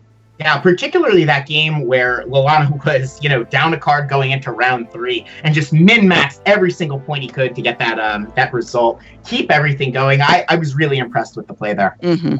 It's definitely going to be interesting, and we can toss it to the hosts now to see their thoughts on the finals. Let's give it back to them. Thank you so much to Crash and Joe for the fantastic cast, and congratulations to Lalana, our tournament champion. That makes us psychic, basically, Flake, so good job on us. Now, I did redeem myself. I did guarantee a Lalana win, so I'm just going to kind of one of those off that one. But it was a lot of notes from that that matchup. There was so many, a tie in the third game. Fantastic, inciting the rematch, which was great. Beyond that, I mean, just that tie game where everyone thinks that they're a pro at doing all the math and everything, but at the end of the day, I saw some people, no, it's a Scoia'tael win. No, he's going to lose by 2 points. And at the end of the day, it seems like everybody was kind of wrong. So that's the brilliance of Gwent, where sometimes you just don't see what is right in front of your nose like that. Yeah, my understanding, though, is that if Dijkstra had gone the other way and he'd drawn the cavalry first so that he could have taken the armor off of the elite, the other way around, so he could have taken the armor off of the elite, that would have actually meant Lalana got the 3-0 sweep. And very satisfying to actually watch Lalana thin down to 0 cards twice with that deck. It's always a good feeling when you play every single card in your deck and no extra, not to the point where you're milled, but to the point where you play exactly every single card. I just like to see it.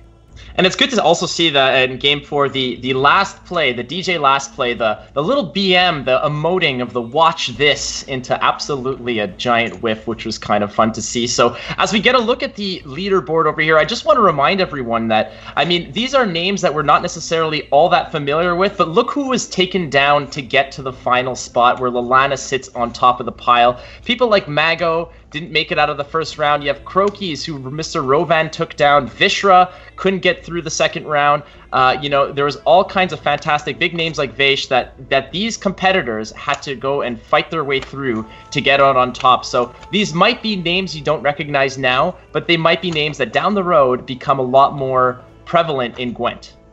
Yep, and that was on top of a grueling Swiss tournament because there was only 8 spaces and a lot of big names in that. People from Topdeck, for example, were playing as well. I know Insangpa did pretty well. I think Lock-In did pretty well as well, and Crash was in it as well. And they got a decent number of wins in the Swiss format, 5-6 wins. But these are the people who ultimately made it through that format. And this is the day after the patch, bear in mind. So I guess good at coming up with things that will be competitive quickly. So Lalana definitely a player I want to see some more of, and hopefully it's a name that we'll start to see in the future.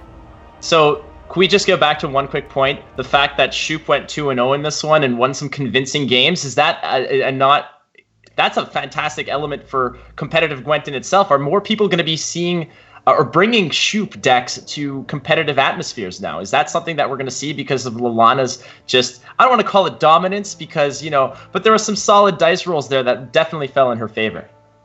I think it could be something that we'll see going forward because, well, actually, no, I don't think it is. It's because I want to see it. I was going to say it's something that I think we're going to see. I can't do it with a straight face. I think it would upset a lot of competitive players if Shoop decks became top tier because, people are like, nah, creating. And, it's not something that people want to see. But, we did see Shoop. What we didn't see of? Larry. We didn't see a lot of Arcuswar in that final matchup. And, it might just be because maybe he was busy sending Valentines. And, I've got this interesting note here. Oh, my goodness. You can see here, it says to Jaggy. Oh, it's the wrong way around, but whatever. It says to Jaggy and Lynn. Oh, what's this? It's from Larry's. The plot thickens, like, oh, man. That Arcuswar, what a hussy. It clearly not good enough for Gwent. Well, you do see that he does kind of bounce around a lot, right? So that was to be expected. And thank you so much to the casters from that one. That was Joe Snow and Crash Overlord. And I just wanted to give a little shout out here. A lot of people, Joe doesn't necessarily have, the best camera all the time. So I just want to show you a little bit of a picture of Joe. A lot of people don't know that Joe is actually in his mid-60s. This is a photograph of Joe from back in the day. I don't know if you could see that. So I had it put on a mug just to give me that kind of inspiration all the time. But that is Joe from the 70s, back when he was applying for jobs. Anyways, nonetheless, fantastic tournament. Big ups to our sponsor. And I think, Jag, you can say it in a very mysterious way who our sponsor was. Yeah, we did get sponsored for this tournament for the $300 prize pool, and that was Mysterious Benefactor. Ooh, I feel like we need to split up and search for clues at this point, Well, until he sends me a Valentine, I guess I'll just leave it to where it is. But thanks again, everybody, to Lallana. Congratulations for that amazing win. That is phenomenal. Jag, last word? Yep, we just got to do some quick shout-outs. So obviously shout-outs to all of the casters. Swim, Panda, Joe Snow, Crash, myself, and Ash. Also the organizers, Graves, he does all the editing. Not editing, Lurch does all the behind-the-scenes stuff. Graves, Red Mage Man, and Snicky do a lot of admin during the Swiss period, and also just collecting all the games and editing. We have editors and artists. Sigma, Lock-In, Snorer, Quill and Lance, Jamie, Misogi, Vanitas, and Quetzalus, who all, contributed to making this broadcast, look as nice as it does. And we can also blame them if anything was wrong. And also, obviously, our sponsor, Mysterious Benefactor. Shout-outs to them as well. The last thing I want to quickly mention before everyone leaves is that we do have a new series on the Topdeck YouTube channel, so keep an eye out for that. It is called The Weekly Critically, where myself and Crash overview a deck and kind of give feedback and stuff. So if you want to submit your decks or see that, that's I've linked it in the chat. Anything you want to say, Blake, before we leave? Absolutely. But first of all, I just want to note that Crash Overlord has now become Crash Overview. That's definitely an evolution in his being, which is great. But keep in mind, ladies and gentlemen, that the tournament is not... This one might have ended, but we do have another one happening on February 24th in Philadelphia. It is the Wild Hunt North American Tournament. There are limited spots still available, so you can absolutely participate. It's an open, but I mean, there are some phenomenal names. Vishra's going to be there. Swim's going to be there. I'll be hosting. It'll be casted by Joe and McBeard. There's going to be phenomenal names there. An after party, a Gwent match-in, and in my honest, humble opinion, the absolute best, and I say quote-unquote, trophy in all of esports, which will be revealed soon. I'm telling you, if you want more information, follow at Wild Hunt Gwent on Twitter. You'll get a lot of information there, or just ask any of us. There's something down on the horizon, folks, and you do not want to miss it. For sure. If you live close, or, even if you don't, it's definitely worth going to. There's a lot of Gwent personalities going, and I'm gutted that I can't go because flights to Philadelphia from Norway are a little bit too expensive at the moment. So yeah, keep an eye out, and there will be obviously a broadcast for that. We have the Top Deck talk show tomorrow, and also we're recasting the Russian Gwent tournament on Sunday, I believe. So lots and lots of competitive Gwent coming, lots and lots of Gwent discussion coming.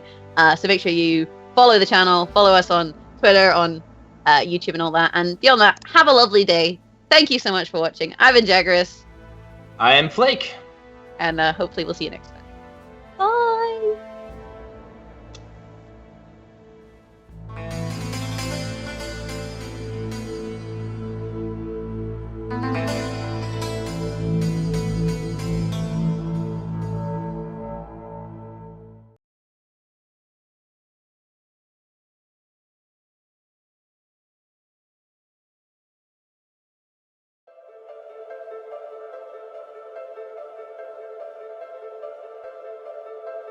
Pampering